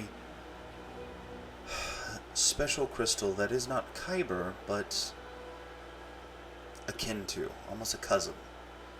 And it has the ability to wrap the Force in a loop to where those things that are done, those things that emit life, those things that would cause the Force to ripple, are muted. And he stops meditating. It goes back to his palm, and you feel kind of this, like this gear down, and you slowly feel his presence in the Force press back into your own in that kind of a more comfortable, more familiar way, and as the connection is reestablished. It has other properties, but I don't necessarily want to divulge that right now. I want you not only to meditate on this and to attune yourself to it, I want you to install it in your lightsaber, in the hilt. See. And he hands it over to you. And for you to truly connect with it, it will be about a 2-day intense meditation session. I see. So, and with that, he basically leaves you with the crystal. You spent those 2 days. You feel the connection to this, and it's in and of itself is a little odd. You almost would describe it as a Force echoing, as it kind of feeds back on itself. That your own Force energy kind of reverberates back to you. And takes a little getting used to, but it's not so uncomfortable that you don't learn how to sit in it okay. Mm-hmm. And you take the time, you do the techniques that you've been shown, using the Force to disassemble your hilt, to find a place to put this crystal, and to reassemble your lightsaber. And then we move forward back to right after this encounter. You go back to your quarters, and while in your quarters, you hear, Kuros, do you hear me? Do you hear me? And you hear Luke's voice basically start echoing in your head, and he goes, and at first it's echoing, and then it becomes just like talking to someone in your head. And he goes, good. This is the other effect. We can use this canoe to communicate. I see. As I said, I want you to be there as a conscience. But I do not trust this organization, and I need someone to keep an eye on what's going on.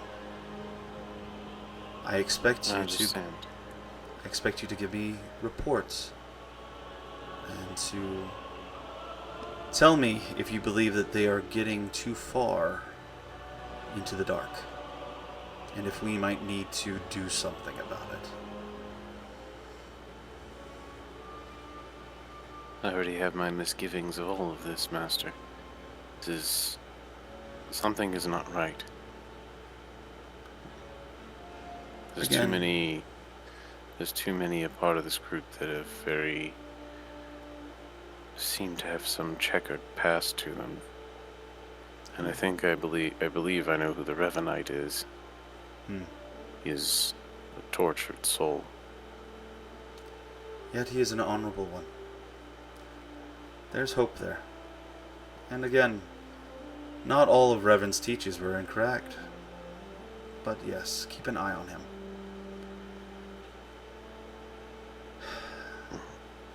Yes, I will. I do feel that he has his path. And as much as we can, we don't need to get in the way of that path. Only if he starts to push too far.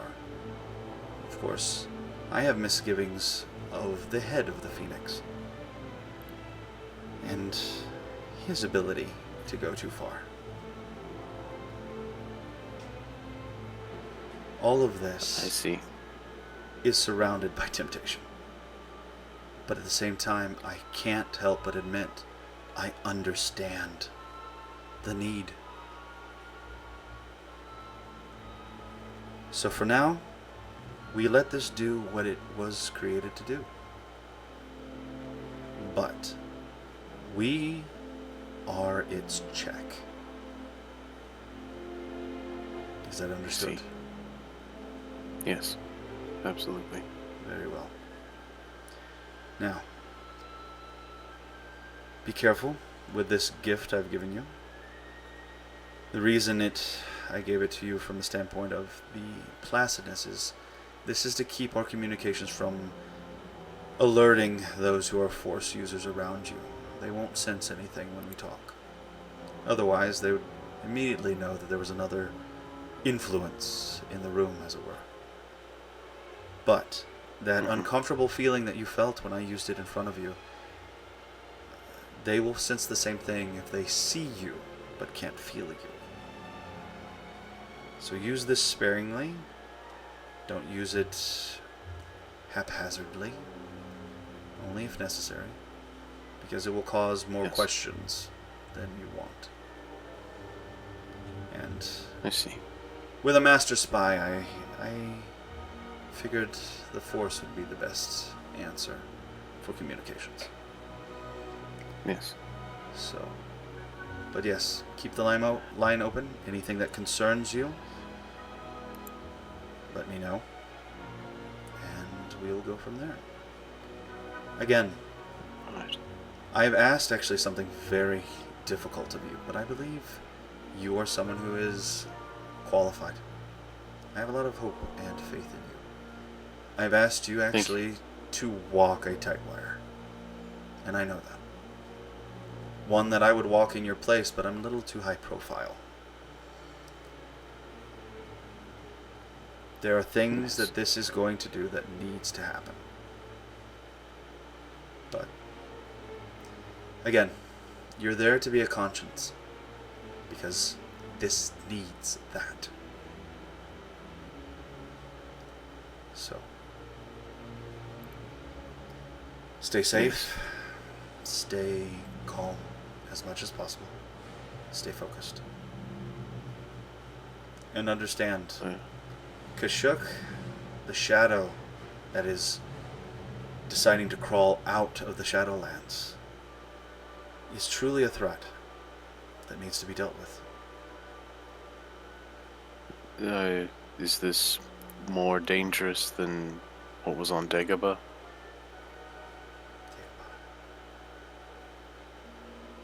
Let's say Dagobah. Remind me. Where Yoda was. He specifically went to a former Sith planet. Yeah, okay, I see. I see where you're going with that. Actually, not from the the nature itself is not dark. It's violent. But it's violent because it has had to develop that to survive. That is not the dark side. That is the brutality of nature.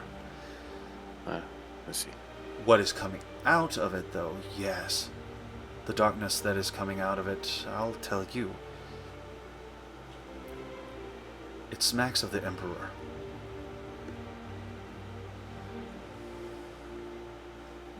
I see. It has me very concerned, and I have felt the rippling effect of whatever this is. Now you understand, when I was informed the director actually let me know, and I'd already been sensing this, and let me know what he knew, and that he understood that if he brought this to the Republic, it would be in meeting after meeting after meeting, trying to figure out whether or not it exists at all.